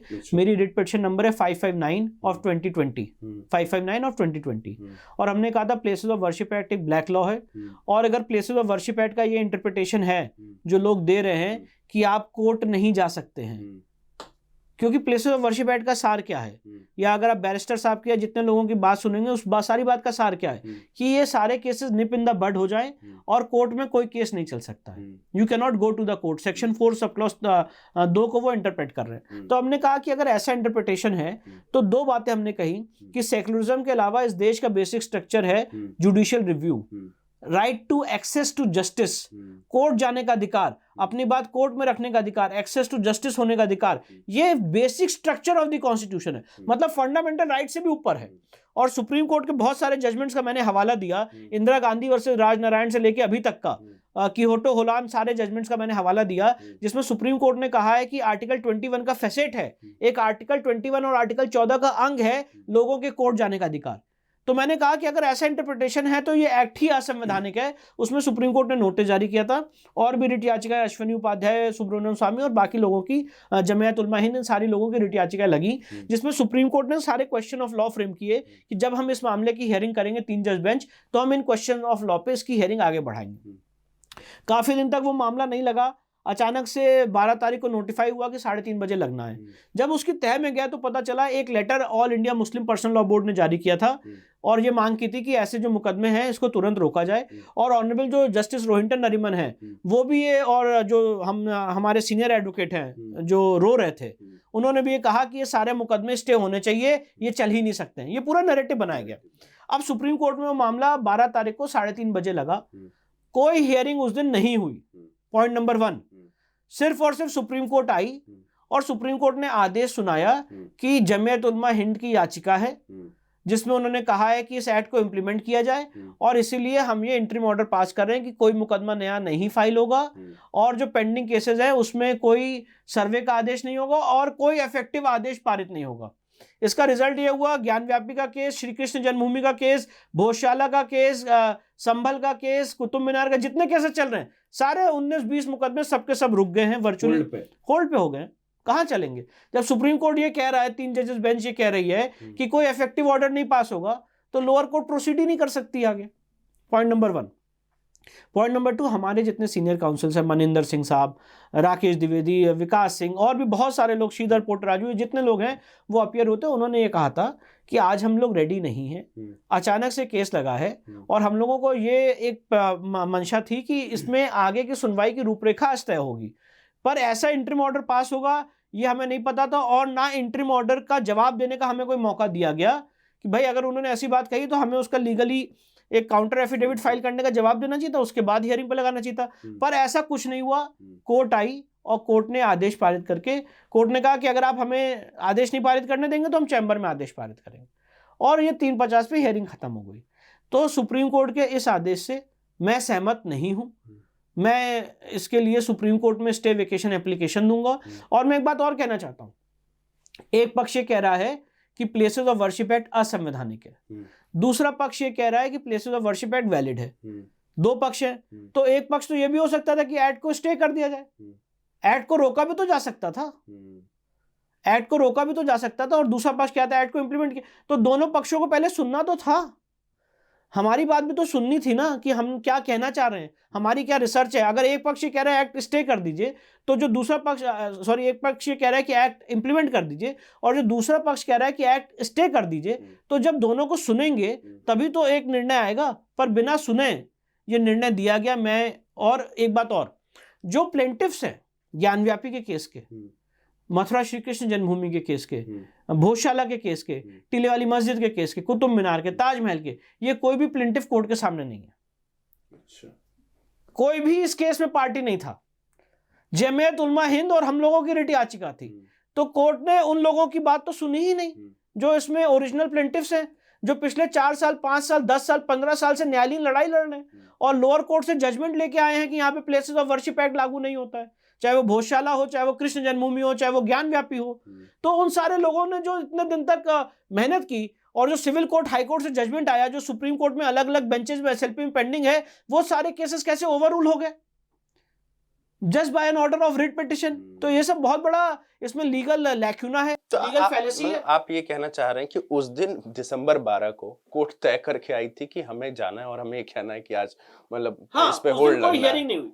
मैं आपके सामने बहुत स्पष्ट रूप से कहना चाहता हूं, 12 दिसंबर को सुप्रीम कोर्ट में कोई हियरिंग नहीं हुई। उस दिन सिर्फ और सिर्फ आदेश पारित हुआ। It was pronouncement of order, it was not an hearing. Point number 1। Point number 2, एक बात और कहना चाहता हूं, अभी बहुत सारे सीनियर वरिष्ठ लोग हैं जो आपको देखेंगे टीवी चैनल्स पे, जो ये कहते हैं कि विष्णु शंकर जैन को सुप्रीम कोर्ट जाना ही नहीं चाहिए था प्लेसेस ऑफ वर्शिप एक्ट की वैलिडिटी को चैलेंज करने के लिए। ऐसे भी बहुत सारे महानुभाव आपको सुन रहे होंगे। तो शायद उनको करेक्ट फैक्ट्स नहीं पता है या करेक्ट रिकॉर्ड्स नहीं पता है। पहली बात, सुप्रीम कोर्ट में मैंने आपको बताया रिट पिटीशन 559 2020 में दाखिल की थी। सुप्रीम कोर्ट ने उसमें नोटिस जारी किया था। ये मामला सुप्रीम कोर्ट में पिछले 2 साल से लगा ही नहीं था, लिस्ट में आया ही नहीं था, कोई हियरिंग नहीं हुई थी। जमीयत उलमा हिंद के कहने पे ये याचिका सुप्रीम कोर्ट में लगी थी। हम अपने रूप और स्वरूप की लड़ाई जो है, रिलीजियस कैरेक्टर की लड़ाई, ऑलरेडी लोअर कोर्ट में लड़ रहे थे और लोअर कोर्ट से जीत रहे थे और अपनी जो बातें लोअर कोर्ट में कर रहे थे। तो पहली बात, जो लोग कह रहे हैं कि हमें जाना ही नहीं चाहिए था, उनको ये बात पता नहीं कि हमारे कहने पे कोर्ट में केस नहीं लगा है। और दूसरी बात, जो अगर पेड़ की टहनी काटने से काम नहीं चलता है, अगर कोई दिक्कत है तो पूरा का पूरा पेड़ जो उसके जड़ से उसको आपको उखाड़ना पड़ता है। तो places of worship act unconstitutional है, ये आर्ग्यूमेंट ना करें। लोगों के कोर्ट जाने का अधिकार छीनता है, ये आर्ग्यूमेंट ना करें। सिर्फ उसके इंटरप्रिटेशन की बात करते रहें और उसके इंटरप्रिटेशन की बात आप हमको ज्ञान दे रहे हो। हम तो ऑलरेडी पिछले 4 साल से यही रिलीजियस कैरेक्टर की बात कर रहे थे, जिसपे ऑनरेबल जस्टिस रोहित रंजन अग्रवाल साहब का फैसला आया 19 दिसंबर को, जिसमें मयंक कुमार जैन साहब का फैसला आया है कृष्ण जन्मभूमि के केस में। हमारा तो यही आर्गुमेंट है रिलीजियस कैरेक्टर का। आप मीडिया चैनल पे टोपी लगा रहे हो, तिलक लगा रहे हो, माला दिखा रहे हो, धागा दिखा रहे हो, कभी तिलक मिटा रहे हो और कह रहे हो वो भाई हमने रिलीजियस कैरेक्टर बता दिया। अरे भाई, रिलीजियस कैरेक्टर की लड़ाई आपको नहीं पता है, पिछले 5-10 साल से यही इंटरप्रिटेशन के आधार पे कोर्ट में चल रही है। और एक लार्जर जो इशू है, जो बृहद इशू है कि कोर्ट जाने का अधिकार छीना जा रहा है, इसके लिए सुप्रीम कोर्ट में किहोटो होलान और इंदिरा गांधी वर्सेस राजनारायण के मामले पे सुप्रीम कोर्ट में चुनौती दी गई थी। इंदिरा गांधी राजनारायण के केस में भी यही हुआ था, जब उनका चुनाव, उन्होंने एक अमेंडमेंट लाया था कि प्राइम मिनिस्टर का चुनाव कभी चैलेंज ही नहीं किया जा सकता है, और कैसे चैलेंज करना है कोर्ट में ये हम बताएंगे। तो लोगों के कोर्ट जाने का अधिकार छीन लिया था। तो ये सारे जजमेंट्स हमने लगाए, और ये जो लार्जर क्वेश्चन है इस पर बहस ना की जाए। और हमारे कहने से कोर्ट में केस लगा ही नहीं है। आपने इतने वीडियोस बना दिए, उसको वायरल कर दिया जैसे हमारे कहने से कोर्ट में केस लगा और ये स्टे ऑर्डर हो गया। जमीयत उलमा हिंद के कहने से कोर्ट में केस लगा है, जमीयत उलमा हिंद के कहने से कोर्ट में केस लगा है, और उनकी याचिका थी कि इस एक्ट को इंप्लीमेंट किया जाए जिसपे ये इंटरिम ऑर्डर आया। वैलिडिटी का चैलेंज करने के आप बहुत बड़े ट्रैप में फंस गए, आप बहुत बड़े ट्रैप में फंस गए। ये बहुत गलत काम कर दिया आपने। आपको तो सिर्फ रूप और स्वरूप की लड़ाई लड़ते रहना चाहिए था। अब किसी को अगर फैक्ट्स ही नहीं पता है तो क्या किया जा सकता है। विष्णु शंकर जैन बार बार कह रहे हैं कि प्लेसेस ऑफ वर्शिप एक्ट जो है वो अनकॉन्स्टिट्यूशनल है और ये ब्लैक लॉ है। तो क्या विष्णु जी आप ये चाहते हैं कि ये जो प्लेसेस ऑफ वर्शिप एक्ट है उसको खत्म कर दिया जाए। बिल्कुल, मैं आपके माध्यम से केंद्र सरकार से मांग करना चाहता हूँ, प्लेसेस ऑफ वर्शिप एक्ट 1991 को रिपील कर देना चाहिए सेंट्रल गवर्नमेंट को। ये नीड ऑफ द आवर है। उसका कारण ये, मैं आपको एक बात और बताना चाहता हूँ, शायद ये सब बातें आती नहीं पब्लिक डोमेन में। ज्ञानव्यापी के केस में जो वहाँ का व्यास परिवार है, सोमनाथ व्यास और हरिहर पांडे, अभी उनका निधन हो गया, इन सारे लोगों ने 1991 में केस फाइल किया था मुक्ति के लिए। उस केस में 7 साल तक मुकदमा चला। 1997 में, सारी बातें जो मैं बोल रहा हूँ ना, कोई बात भाषण नहीं है, सब लीगल रिकॉर्ड है। 1997 में सिविल जज सीनियर डिवीजन वाराणसी ने ऑर्डर दिया कि ये केस चलने लायक योग्य नहीं है, प्लेसेस ऑफ वर्शिप एक्ट से बाधित है।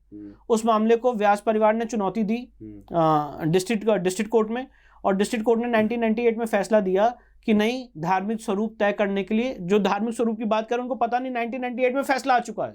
1998 में कोर्ट ने फैसला दिया कि रिलीजियस कैरेक्टर क्या है, इसको एसर्टेन करने के लिए कोर्ट में केस फाइल हो सकता है। 1998 में अंजुमन इंतजामिया ने उस फैसले को चुनौती दी इलाहाबाद हाई कोर्ट में। 1998 से लेके 19 दिसंबर 2023 तक, जब तक ऑनरेबल जस्टिस रोहित रंजन अग्रवाल ने इस केस को डिसाइड नहीं किया, ये केस इसी मझधार में उलझा रहा कि प्लेसेस ऑफ वर्शिप एक्ट से बाधित है कि नहीं है। तो सवाल ये है कि प्लेसेस ऑफ वर्शिप एक्ट में रूप और स्वरूप की लड़ाई तो हम लोग लड़ ही रहे हैं, जीत रहे हैं, पर उसके लिए 30-30 साल लग रहे हैं।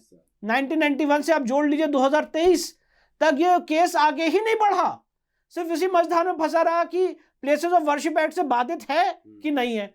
98 से लेकर इलाहाबाद हाईकोर्ट का स्टे रहा जब तक डिसाइड नहीं हो गया 19 दिसंबर 2023 तक, और अभी मामला सुप्रीम कोर्ट में लंबित है। तो अल्टीमेटली आज मुझसे मैं ये सवाल पूछना चाहता हूं, प्लेसेस ऑफ वर्शिप एक्ट लाने से हो क्या रहा है? अल्टीमेटली चलिए वो इंटरप्रिटेशन सुन लेते हैं जो Jamiat Ulama Hind, all India Muslim personal law board, barrister या जितने जो एक सेकुलर फैब्रिक को बिलीव करते हैं वो दे रहे हैं। वो यही हो रहा है कि लोग कोर्ट नहीं जा सकते हैं। क्या एक सभ्य समाज में, एक डेमोक्रेटिक सेटअप में, एक हेल्दी जुडिशरी में, एक हेल्दी इंडियन कॉन्स्टिट्यूशन में आप ये आर्ग्यूमेंट कर सकते हो कि लोग कोर्ट नहीं जा सकते? अरे भाई, लोग कोर्ट जाएंगे, कोर्ट उन पे कॉस्ट लगाएगी, कोर्ट उनकी पिटीशन अलाउ कर सकती है, खारिज कर सकती है। तो कोर्ट ना जाए ऐसा तो कोई हो ही नहीं सकता। मैं कहूं कि आज आप जो जमीयत उलमा हिंद कोर्ट आ गई, एक्ट को इंप्लीमेंट करने कोर्ट नहीं आ सकती, ये गलत है। कैसे हो सकता है? कैसे हो सकता है? आज अगर ओवैसी साहब अपनी मस्जिद, बाबरी मस्जिद को नहीं भूल पा रहे हैं, तो हम लोग कैसे अपनी इतनी मंदिरों को भूल जाए? तो लोगों को कोर्ट जाने का, और सारी बातें छोड़ दीजिए, अल्टीमेटली सारी बात क्या है? Access to justice.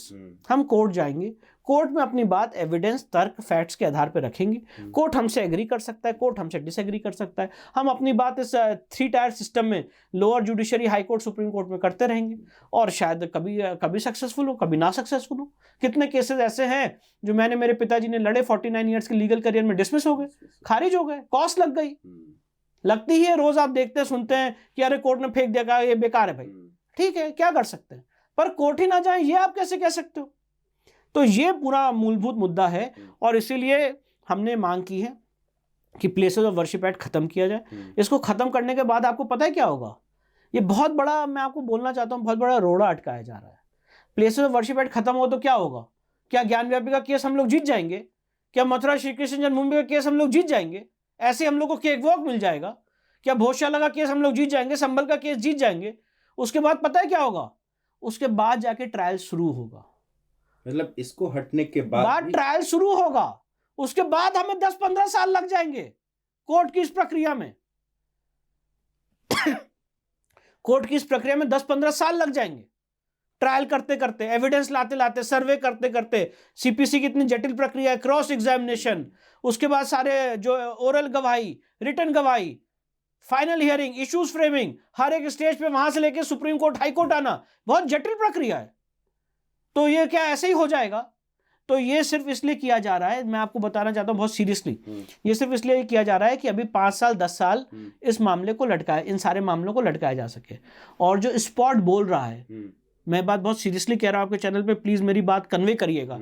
जो स्पॉट बोल रहा है भोजशाला में, जो स्पॉट बोल रहा है कुतुब मीनार में, जो स्पॉट बोल रहा है ज्ञानव्यापी में, मथुरा श्री कृष्ण जन्मभूमि में, संभल में, इस स्पॉट को डिस्ट्रॉय किया जा सके, जो वहां पे एविडेंस मिल रही है उसको खत्म किया जा सके।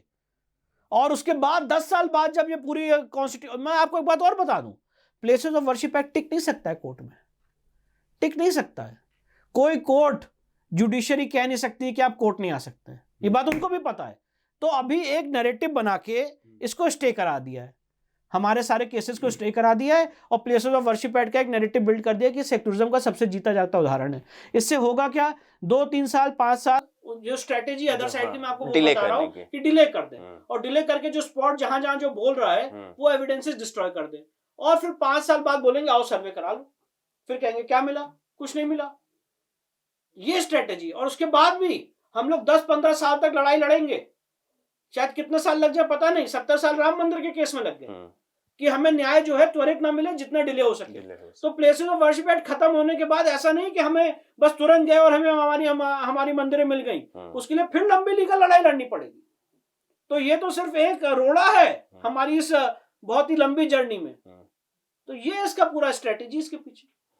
एक और महत्वपूर्ण चीज है जिसका आप हिस्सा हैं, और जो वक्फ एक्ट की जो बात चल रही है उसको अमेंड करने की बात, ये समाज का एक वर्ग कह रहा है उसको रिपील कर दिया जाए। कुछ लोग चाहते हैं कि इसमें ना अमेंडमेंट हो ना इसका में कुछ हो। तो ये जो पूरा मुद्दा है, और आप जेबीसी की उस बैठक में थे जहां पे एक वरिष्ठ नेता ने कह सकते हैं आक्रोशित होकर के बॉटल फोड़ा। क्या हुआ था उस दिन उस मीटिंग में, आप बताएंगे? नहीं, ये थोड़ा सा फैक्चुअली गलत है। बॉटल जब फोड़ा गया था तब मैं वहाँ पे नहीं था, वो उसके अगली मीटिंग में फोड़ा गया था। मैं जब वहाँ पे गया था तब 9 जो सदस्य हैं जो सेक्युलरिज्म को विश्वास करते हैं और अक़लियत समाज से आते हैं, उन लोगों ने हमारी प्रेजेंटेशन से पहले ही वॉकआउट कर दिया था। ये हुआ था पहली बात। दूसरी बात, हमारा वफ़ पे टेक क्या है, पोजीशन मेरी क्या है, मैं आपको बता देता हूँ। वफ़ एक्ट इस देश में सबसे पहले आया 1913 में, फर्स्ट वफ़ कानून आया। उसके बाद वफ़ कानून बना 1923। 1923 का वफ़ कानून पढ़ लेंगे तो बड़ा सिंपल सा कानून है कि जो भी आदमी अपनी वफ़ संपत्ति करना चाहता है, अल्लाह को डोनेट करना चाहता है, इस्लाम को मानने वाला, तो वो अपनी संपत्ति डिस्ट्रिक्ट जज महोदय के सामने दर्ज कराएगा। 1923 से आज 2023 में हम लोग बैठे हुए हैं, और 2013 में भी इसमें अमेंडमेंट आए। आज इस पूरे कानून का जो स्वरूप है वो बदल चुका है, और वफ़ में ऐसी असीमित अधिकार दे दिए गए हैं जो टोटली संविधान के विरोध में है। वफ़ बोर्ड की जो शक्तियां हैं, अब मुझे लगता है इस मुद्दे में ज़्यादा मुझे लाइट थ्रो करने की ज़रूरत नहीं, क्योंकि जो पिछले हम 6-7 साल से अवेयर करने की कोशिश कर रहे थे, आज वो मुद्दा पब्लिक डोमेन में आ चुका है। जब हम लोग ये बात करते थे वफ़ की 2017-18 में, जब मैंने ये मुद्दा रेस किया था, तो लोग मुझसे कहते थे कि विष्णु जी आप जो बात कर रहे हैं ना ये बड़ा एकेडमिक है, कहाँ ऐसा हो रहा है, कहाँ ऐसे कोई उदाहरण है आपके पास, दिखाइए। तो हमारे पास जो उदाहरण होते थे, इलाहाबाद हाईकोर्ट की ज़मीन को वफ़ कर लिया है बताते थे, या राम मंदिर को कह रहे हैं वफ़ है बताते थे, मथुरा श्री कृष्ण जन्मभूमि को वफ़ कहते हैं, अपना ज्ञानव्यापी को वफ़ कहते हैं, ये सारी जगहों को वफ़ कहते हैं। हम छोटे छोटे उदाहरण बताते थे। अब जब समाज की आंखें खुली तो दिखने लग गया कि कैसे तमिलनाडु में एक 1400 साल पुराने पूरे गांव को आपने वफ़ कर दिया, बिहार में अभी आपको पता होगा वफ़ कर दिया, दिल्ली में 6 मंदिर वफ़ कर दिए, अभी बनारस में एक पूरा कॉलेज जो है उसको वफ़ कर रहे हैं, उसकी लड़ाई चल रही है, चंद्रशेखर आज़ाद पार्क जो प्रयागराज में, उसको पूरे देश को आपने अलग अलग जगह पे वफ़ की समस्या कर रखी। और पता है क्यों होता है, ये आपको पता चल रहा है क्योंकि वफ़ वाले अपना जो नोटिफिकेशन है करके अपने पास रख लेते हैं, उसका कोई पब्लिक में तो आता नहीं है, तो पता ही नहीं चलता है। और जब देखते हैं कि आदमी वीक पड़ गया तो वहां पे जाके कब्जा कर लेते हैं। अब ये सब हमने बातें कही थी, हमें पता था ये हो रहा है, पर डॉक्यूमेंट्स नहीं थे उस समय उतने ज्यादा, तो लोग हमारी बात को सीरियसली नहीं लेते थे। बट अब मुझे लगता है अब ये मुद्दा आ गया है, लोग इसके बारे में अवेयर भी कि क्या है क्या नहीं। अब देखिए क्या है हमारा, अगर मैं अभी कानून की प्रक्रिया बताऊंगा वफ़ की तो और बहुत समय लग जाएगा। तो वफ़ एक्ट 1995 असंवैधानिक है, उसकी काफ़ी प्रोविजंस हैं ऐसे जो असंवैधानिक है, अनकॉन्स्टिट्यूशनल है। और जैसे आर्टिकल सेक्शन 40 है जो कहता है कि वफ़ किसी भी संपत्ति को वफ़ संपत्ति घोषित कर सकता है। सेक्शन 4, 5 और 6 का सर्वे है। सेक्शन 8 में जो राज्य सरकार उसका खर्चा वहन करती है, ये सब चीज़ें असंवैधानिक है। उनके जो लोग हैं उनको पब्लिक सर्वेंट का दर्जा दिया गया है। इवैक्यू प्रॉपर्टी उन्होंने ले ली है, उनको इंक्रोचमेंट हटाने का अधिकार है। किसी भी सरकारी दफ्तर में घुस के रिकॉर्ड्स इंस्पेक्ट करने का अधिकार है। प्रशासन को अधिकार है ये बताने का कि वो क्या करें क्या ना करें, उनके ऑर्डर्स को कंप्लाई करें। सेक्शन 36, सेक्शन 41 में और वफ़ संपत्ति को दर्ज करने का अधिकार है। ये सब उनके पास है। सेक्शन 85 में वफ़ ट्राइब्यूनल वो खुद ही बनाएंगे जिसमें इस्लामिक लॉ का जानकार होगा। ये सारा उनको एक संविधान से ऊपर जाके संविधान का मर्डर करके ये पूरा एक कानून का सेटअप किया गया है। अब जब मैं जेपीसी के सामने गया था तो हमने बड़ी प्रोफेशनल भावनात्मक नहीं, बहुत ही प्रोफेशनल प्रेजेंटेशन जेपीसी के सामने दी है, जिसमें हमने ये बताया है कि ऐसे जो प्रोविजंस हैं जो इस समय जेपीसी से भी रह गए, इस अमेंडमेंट बिल या अमेंडमेंट बिल जो आया ये अधूरा है। ये तो इस अमेंडमेंट बिल ने 30% काम किया है, 70% ऐसे प्रोविजन हैं जो अछूते रह गए इस अमेंडमेंट बिल से। तो हमने वो जेपीसी के सामने प्रेजेंटेशन दिया है कि उन सारे सेक्शंस को रिपील किया जाए, खत्म किया जाए, और रिपील करने के बाद, खत्म करने के बाद कानून कैसा दिखेगा वो भी हमने जेपीसी के सामने प्रेजेंटेशन दिया है। अब एक बात और बताना चाहता हूं, 2 बातें जो आपने सवाल पूछा उसी पे आ रहा हूं। पहला है, हमने 5 जोन बनाए हैं इस देश में, और वक्फ डिस्प्यूट रेजोल्यूशन कमीशन का हमने गठन करने की सिफारिश की है जेपीसी के सामने। और हमने कहा है कि जो संपत्ति चली गई है वक्फ के रूप में, हजारों एकड़ की संपत्ति, 12 लाख एकड़ की संपत्ति में से कितनी ऐसी संपत्ति है जो गलत ढंग से वक्फ के कब्जे में चली गई है। सबसे बड़ा सवाल है कि वो संपत्ति प्राइवेट व्यक्ति की वापस कैसे आएगी, उसके लिए कोई मैकेनिज्म नहीं है इस अमेंडमेंट एक्ट में। तो हमने वक्फ डिस्प्यूट रेजोल्यूशन कमीशन का गठन किया है और 5 जोन बनाए, north zone, central zone, east zone, west zone, south zone. और सुप्रीम कोर्ट के रिटायर्ड जज को कहा है कि वो इसको हेड करेंगे, अलग अलग हाई कोर्ट जजेस को हेड करेंगे। 5 साल के अंदर कमीशन का दायरा रहेगा और वो इसको डिसाइड करके डिस्प्यूट सॉल्व करेंगे और उसकी फर्स्ट अपील सीधे सुप्रीम कोर्ट आएगी। दूसरा सबसे महत्वपूर्ण बात यह है, जो लोग ये कहते हैं कि इस वक्फ एक्ट में 60 पंचर हो गए हैं, अब जब इतने टायर में पंचर हो गए हैं तो टायर बदल दिया जाए। तो यहाँ पे कोई टायर या पंचर, या जैसे बहुत सारे सीनियर लोग हैं जो कहते हैं एक्ट को ही रिपील कर देना चाहिए। मैं वहीं पे आ रहा था कि रिपील करने से क्या नुकसान होगा और अमेंडमेंट करने से कैसे उस नुकसान से बचा। देखिए, मैं आपको बताना चाहता हूँ कि आज अगर ये एक्ट रहेगा तो वक्फ अगर कोई अनियमितताएं कर रहा है, कोई इरेगुलरिटी कर रहा है, तो वो चीज चेक में आएगी। अगर आप एक्ट को रिपील कर देंगे तो आज जो इस्लाम को मानने वाला है वो जो संपत्ति चाहेगा वक्फ करता रहेगा, पता ही नहीं चलेगा आपको। आप अगर एक्ट को रिपील कर देंगे तो बड़ा हानिकारक हो जाएगा, मेरा ऐसा मानना है। और मैं चाहता हूं कि लोग इसमें डिबेट करें, चर्चा करें, मुझे कंट्राडिक्ट करें कि कैसे मैं कह रहा हूं गलत है। अगर आज कोई व्यक्ति को आप वक्फ करने से तो नहीं रोक सकते, आपने वक्फ एक्ट रिपील कर दिया, तो क्या वक्फ एक्ट रिपील करने से वक्फ को जो अल्लाह को डोनेट कर रहे हैं, डेडिकेट कर रहे हैं, जो शरिया लॉ है वो खत्म हो जाएगा? वो तो रहेगा ही, वो उनका पर्सनल लॉ है, पर्सनल लॉ का पार्ट है। तो अगर आप किसी को वक्फ नहीं करने से रोक सकते हैं तो कम से कम हमारा जो पूरा, और देखिए इसमें फोकस क्या है, वक्फ आदमी जो इस्लाम को मानने वाला है अपने जीवन काल में अपनी अर्जित की हुई संपत्ति को वक्फ करे, यही कानून था 1923 का, और वो जो वक्फ करे उसको रजिस्टर किया जाए, इतना सही कानून रहना है। तो हमने जो प्रेजेंटेशन दिया है ये घूम फिर के 1923 के कानून पे ही आ रहा है। तो वक्फ मामले में जो आपने जेपीसी के सामने जो प्रेजेंटेशन दिया है उसका अगर मोटे तौर पे हम कहें कि मेजर हाइलाइट्स ये हैं कि वक्फ डिस्प्यूट रेजोल्यूशन कमीशन बनेगा, जो संपत्ति वक्फ में गलत चली गई है वो वापस आएगी, जितने ड्रैकोनियन प्रोविजंस है सेक्शन 4, 5 और 6, section 8, section 36, section 41, section 28, section 54, 55, section 83, 85, section 101, section 89, 107, 108, ये सारे सेक्शंस को रिपील किया जाए, खत्म किया जाए। और भी बहुत सारे सेक्शंस हैं जिसमें कुछ वर्ड्स हैं जो गलत रह गए, उसको हमने रिपील करने की मांग की है। और उसके बाद पूरे कानून का एक रूप दिया है कि जब कानून ये जो हम अमेंडमेंट दे रहे हैं उसके बाद जब आएगा तो ऐसा दिखेगा। और कैसा दिखेगा? जो 1923 का कानून था कि आप इस्लाम को मानने वाला अपनी संपत्ति को, जीवन काल में अर्जित की हुई संपत्ति को वह संपत्ति घोषित करेगा और वो दर्ज होगी और वो सरकार उस पर चेक रखेगी कि कितनी दर्ज हो रही, कितनी नहीं हो रही, कितनी गलत है, कितनी सही है। Point number 1। अगर आप रिपील कर देंगे तो सरकार का चेक ही नहीं रहेगा। अगर आप रिपील कर देंगे वक्फ एक्ट को तो गवर्नमेंट का कोई चेक ही नहीं रहेगा, कोई आपके पास रेमेडी नहीं रहेगी। Point number 1। पॉइंट नंबर 2, जो संपत्ति गलत चली गई है वो संपत्ति वापस आए। तो ये पूरा हमने मैकेनिज्म बनाया है।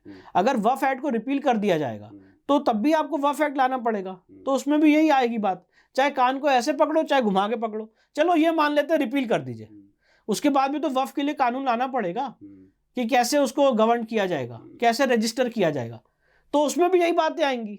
और जो संपत्ति चली, मैं कहता हूं कानून, चलिए जो लोग कह रहे हैं कि वक्फ को रिपील किया जाए उनकी बात मान लेते हैं, रिपील करके फिर तो नया कानून लाना पड़ेगा। जो 12 लाख एकड़ की संपत्ति वक्फ में चली गई वापस कैसे आएगी? आपने रिपील कर दिया, अब संपत्ति वापस कैसे आएगी ये बताइए। उसके लिए तो कानून लाना पड़ेगा। वक्फ कैसे दर्ज होगा इसकी तो प्रक्रिया तो देनी पड़ेगी, तो वो इस अमेंडमेंट में हो सकता है, इसी अमेंडमेंट में हो सकता है। तो बात ये है, बात सिर्फ एक मेरे किसी से कोई बैड नहीं है, मतलब बात एक दृष्टिकोण की है। आप उसको रिपील करिए, रिपील करके भी फिर कानून लाना पड़ेगा, और यहाँ पे अगर आप अमेंडमेंट कर देंगे तो यहाँ पे अमेंडमेंट हो जाएगी। विष्णु जी, हमने देखा कि मतलब मंशा ये है कि पहुंचना कहाँ है आपको, where you what you have to achieve. Vishnu ji, हमने देखा कि आपको कई सारे डेथ थ्रेट्स भी मिले, तो अगर हम एक सामान्य व्यक्ति के तौर पे देखें तो जब भी किसी को डेथ थ्रेट मिलता है तो वो या तो थोड़ा बैकआउट कर जाता है, वो डर जाता है, और जो कर रहा होता है वो थोड़े दिन के लिए शांत पड़ जाता है। आपको ये मोटिवेशन कहाँ से मिलता है कि आप इस फाइट को कंटिन्यू करें? संघ के संस्कार है, संघ के संस्कार है। मैं बताना चाहता हूँ कि मेरे पिताजी जो हैं वो राष्ट्रीय स्वयंसेवक संघ से अपने जीवन काल से बहुत ही बाल अवस्था में जुड़े रहे, और मैं अपने बाल अवस्था से माननीय अशोक सिंघल साहब, जो हमारे चंपत राय जी हैं, इन सारे लोगों के सानिध्य में मैं रहा। उन लोगों की जो लड़ाई है, उन लोगों का जो कमिटमेंट है, वो मैंने देखा।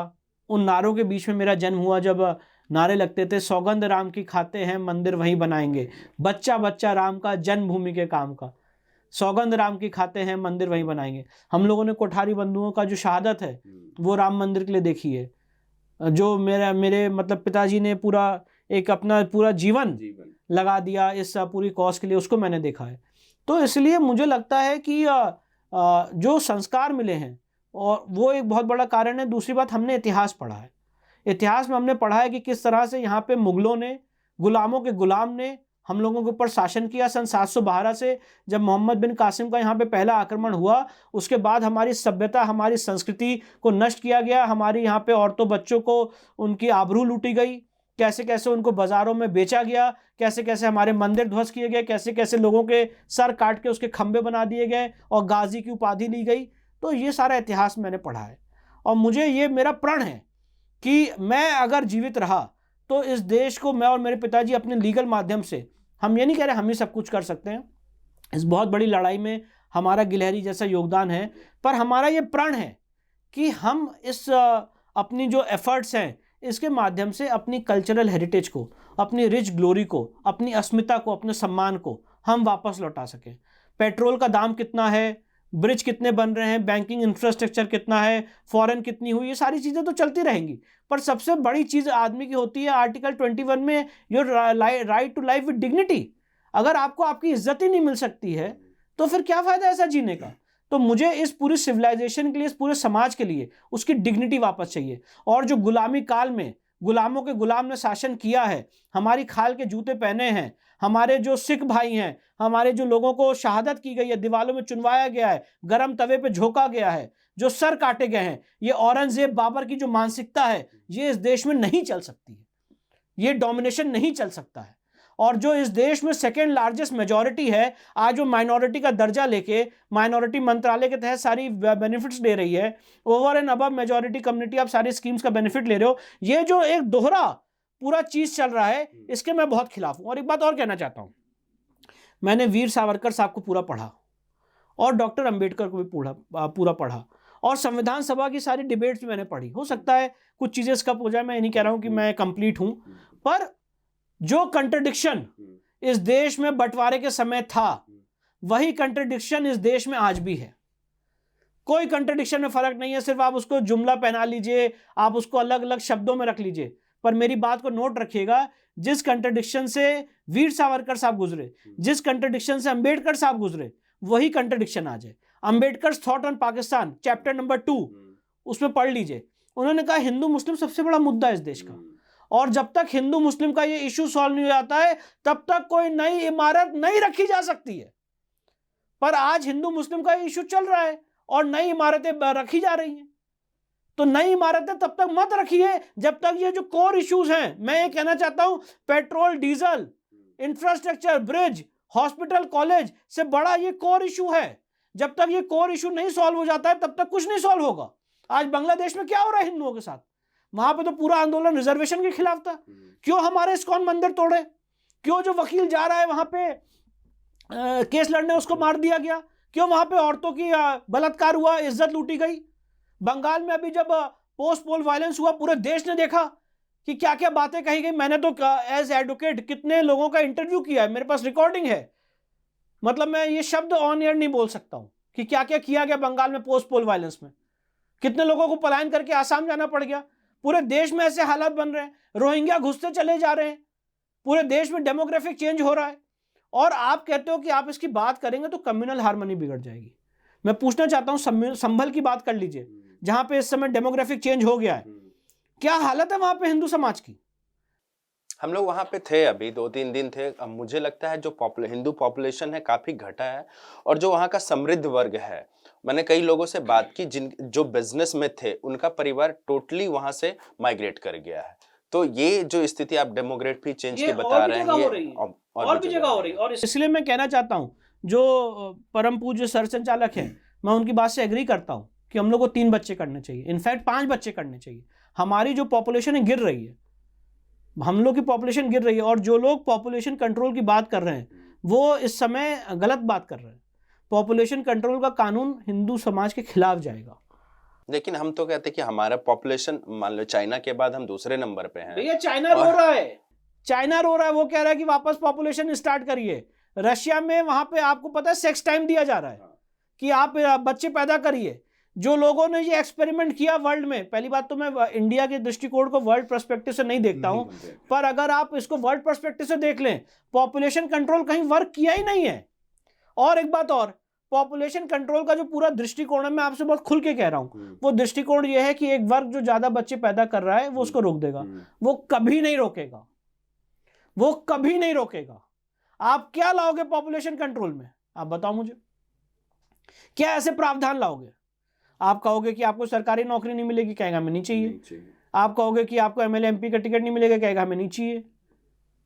क्या लाओगे आप ऐसा पॉपुलेशन कंट्रोल में? नथिंग। और जो हिंदू समाज के लोग, जो अलग अलग समाज के, आप तो समाज को सिर्फ उच्च वर्ग से देख रहे हो, जो समाज का निचला जो बाकी तबका है, वो काफी बच्चे आज उनके यहाँ हो रहे, उनकी पैदावार रुक जाएगी।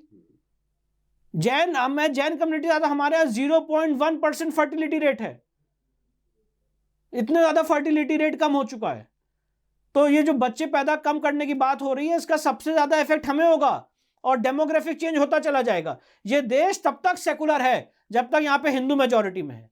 जिस दिन यहाँ पे हिंदू मेजॉरिटी में नहीं रहेगा, ये देश सेकुलर नहीं रहेगा। ये बात समझ लीजिए। इसलिए पॉपुलेशन कंट्रोल ये गलत बात हो रही है। मैं इसके विरोध में हूं, पॉपुलेशन कंट्रोल के। और इसलिए मैं कहना चाहता हूं कि हमने उस वकालत को चुना है जो देश और समाज के हित में हो। जो आपका सवाल था, हमारा ये नहीं है कि सिर्फ यहाँ पे ग्लोरियस प्रैक्टिस करके और आप अपना घर भर ले और समाज को कुछ कंट्रीब्यूट ना करें। हमने वो संस्कार लिए हैं माननीय चंपत राय जी से, माननीय आलोक कुमार जी से, अशोक सिंघल साहब से, मेरे बाबूजी से, और जितने लोग हैं, बहुत लोग हैं जिनके नाम नहीं लिए जा सकते हैं, जो संघ परिवार में है, विश्व हिंदू परिषद में है, जिन्होंने हमेशा अपने जीवन को हमेशा अपने राष्ट्र और धर्म के लिए समर्पित किया है। तो हमने वो संस्कार लिए, तो इसलिए डर की कोई बात ही नहीं आती है। इन सारी बातों का अंत क्या है? मृत्यु। हमें डर ही नहीं है कोई मृत्यु से। हमें कोई से, ये आपको जिसको लगता है कि डेथ थ्रेट की मैंने बात कही, मुझे सुरक्षा चाहिए, जेड के, अरे हमको भैया कोई सुरक्षा नहीं चाहिए। नहीं, मैं बता रहा हूं, मुझे कोई सुरक्षा नहीं चाहिए। मैं जितने दिन जीवित रहूंगा, मेरे बाबूजी जितने दिन जीवित रहेंगे, हम लोग अपने राष्ट्र, अपने धर्म के लिए लड़ते रहेंगे। स्पष्ट है, हमें कोई सुरक्षा नहीं चाहिए। एक तरफ गई सुरक्षा पर जी। लेकिन आपने देखा कि नुपुर शर्मा को हम सभी जानते हैं। नुपुर शर्मा के साथ क्या हुआ? इस्लाम के खिलाफ कह सकते हैं, या एक तरीके से उसने एक चीज जो लिखी हुई है उसको कोट किया, और उसके बाद उसके जीवन में क्या बदलाव आया हम सभी ने देखा। इसी तरीके की मोर और लेस धमकियां आपको ही मिलती है, तो आपको नहीं लगता कि इससे आपका जीवन बदल जाएगा? काइंड ऑफ आपके प्रैक्टिस पे फर्क पड़ेगा? मैं जो काम, मैंने तो देखिए आपके सामने बहुत बोल्डली कह रहा हूँ, दृढ़ता से कह रहा हूँ। और अगर कोई मेरा ये गर्दन जो है उसको यहाँ पे छुरा भी लगा देगा, फांसी के तख्त पे भी चढ़ा देगा, तो इसी तरह से आंख में आंख मिला के यही बोलता रहूंगा कि मैं अपने मंदिरों की लड़ाई लड़ता रहूंगा, और इसी कमिटमेंट से लड़ता रहूंगा। और अगर मर जाऊंगा तो फिर से जन्म लूंगा, फिर आऊंगा और फिर ये लड़ाई लड़ूंगा।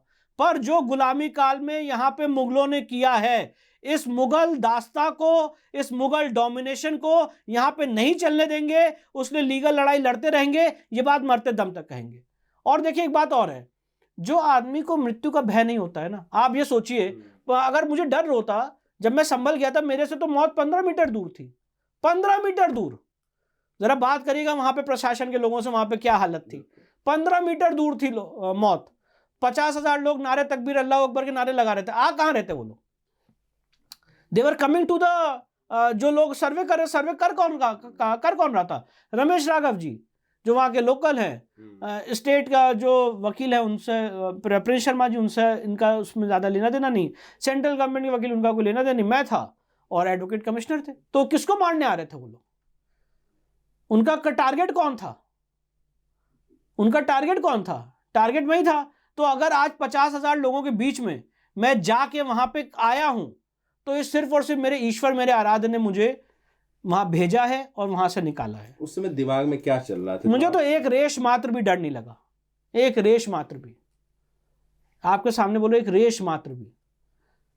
मैं अपना काम वैसे ही करता रहा। वो सारी रिकॉर्डिंग है विष्णु जी कि कहां पे क्या काम करना है। एक रेश मात्र भी डर नहीं लगा। और ये मैं बताऊं, ये सनातन समाज की ताकत है। जब मैं ज्ञानव्यापी में सर्वे करने जा रहा था, वहां पे भी यही हालत थी। अब देखिएगा, वहां पे भी ऐसे ही 30-40 हजार लोगों ने घेर लिया था। हम और मेरे पिताजी उसके बीच से निकले, सर पे कफन बांध के, और वहां गए और वहां कमीशन किया और शिवलिंग मिला वहां पे। सारे सबूत निकल गया, पूरा केस खुल गया उस कमीशन के बाद। तो आप किसको डराना चाह रहे हो? आप हमें डराना चाह रहे हो? हम लोग तो निकले ही पढ़ने के लिए, पर ये मैसेज देके जाएंगे कि अब इस देश में ये मुगल जो विरासत है ये यहां पे नहीं चलेगी। Aurangzeb road, Akbar road, Babur road, अभी जहां पे हम बैठे हैं बाबर रोड कहलाई जाती है। तो ये जो यहाँ पे आपने हमें सही आज़ादी नहीं दी है, और ये हमारी ड्यूटी है कि अपने देश, अपने समाज को हम कंट्रीब्यूट करें, वो हम करते रहेंगे। कुछ लोग कहते हैं कि विष्णु शंकर जैन ये सब अपने पॉलिटिकल एम्बिशन के लिए कर रहे हैं, क्या कहना है उनके लिए? देखिए भैया, कहने वाले तो कहते रहते हैं, कितने आरोपों के जवाब दें। अगर पॉलिटिकल एम्बिशन के लिए किया होता तो कभी बीजेपी के किसी दफ्तर में आपने मुझे देखा होता कि मैं अपना बायोडेटा लेके गया हूँ? किसी नेता मंत्री के पास गया होता कि भैया मुझे कुछ बना दीजिए, कुछ कर दीजिए? हम तो मेरे पिताजी पिछले 49 ईयर से, चलिए मेरी बात छोड़ दीजिए, मैं 15 साल से हूँ, 49 ईयर से मेरे पिताजी हैं लीगल करियर। मुझे कोई भी संघ परिवार में, भाजपा में, क्योंकि है ना, ये आप जरा बता दीजिए जरा कहाँ गए वो, और ये किससे बोला? जरा कोई आदमी ऑन कैमरा आके बोल दे कि हमें भैया जरा ये दे दीजिए। पॉलिटिकल गेन के लिए तो यही होता है ना। क्या किया पॉलिटिकल गेन के लिए? आरोप तो लगा दिया व्यक्तियों ने, पर ये बताए किया क्या पॉलिटिकल गेन के लिए? कहां गए? कोई संगठन बनाया, कहीं किसी से चंदा मांगा, कोई ट्रस्ट बनाया, क्या किया? अपना घर फूंक के हम तो यहां पे काम कर रहे हैं अपने देश, अपने धर्म के लिए। तो जिस आदमी को जो आरोप लगाना है वो लगाता रह सकता है, उसकी कोई लीगल बेसिस नहीं है। तो आपने देखा कि विष्णु शंकर जैन जी ने कैसे संभल पे, प्लेसेस ऑफ वर्शिप एक्ट पे, ज्ञानवापी पे, वक्फ पे, तमाम मुद्दों पे खुल के बातचीत की। और सबसे बड़ी बात जो इन्होंने कही कि प्लेसेस ऑफ वर्शिप एक्ट को हटाया जाए, उन्होंने इसको ब्लैक लॉ कहा। विष्णु जी, ऑर्गेनाइजर से बात करने के लिए आपका बहुत बहुत धन्यवाद।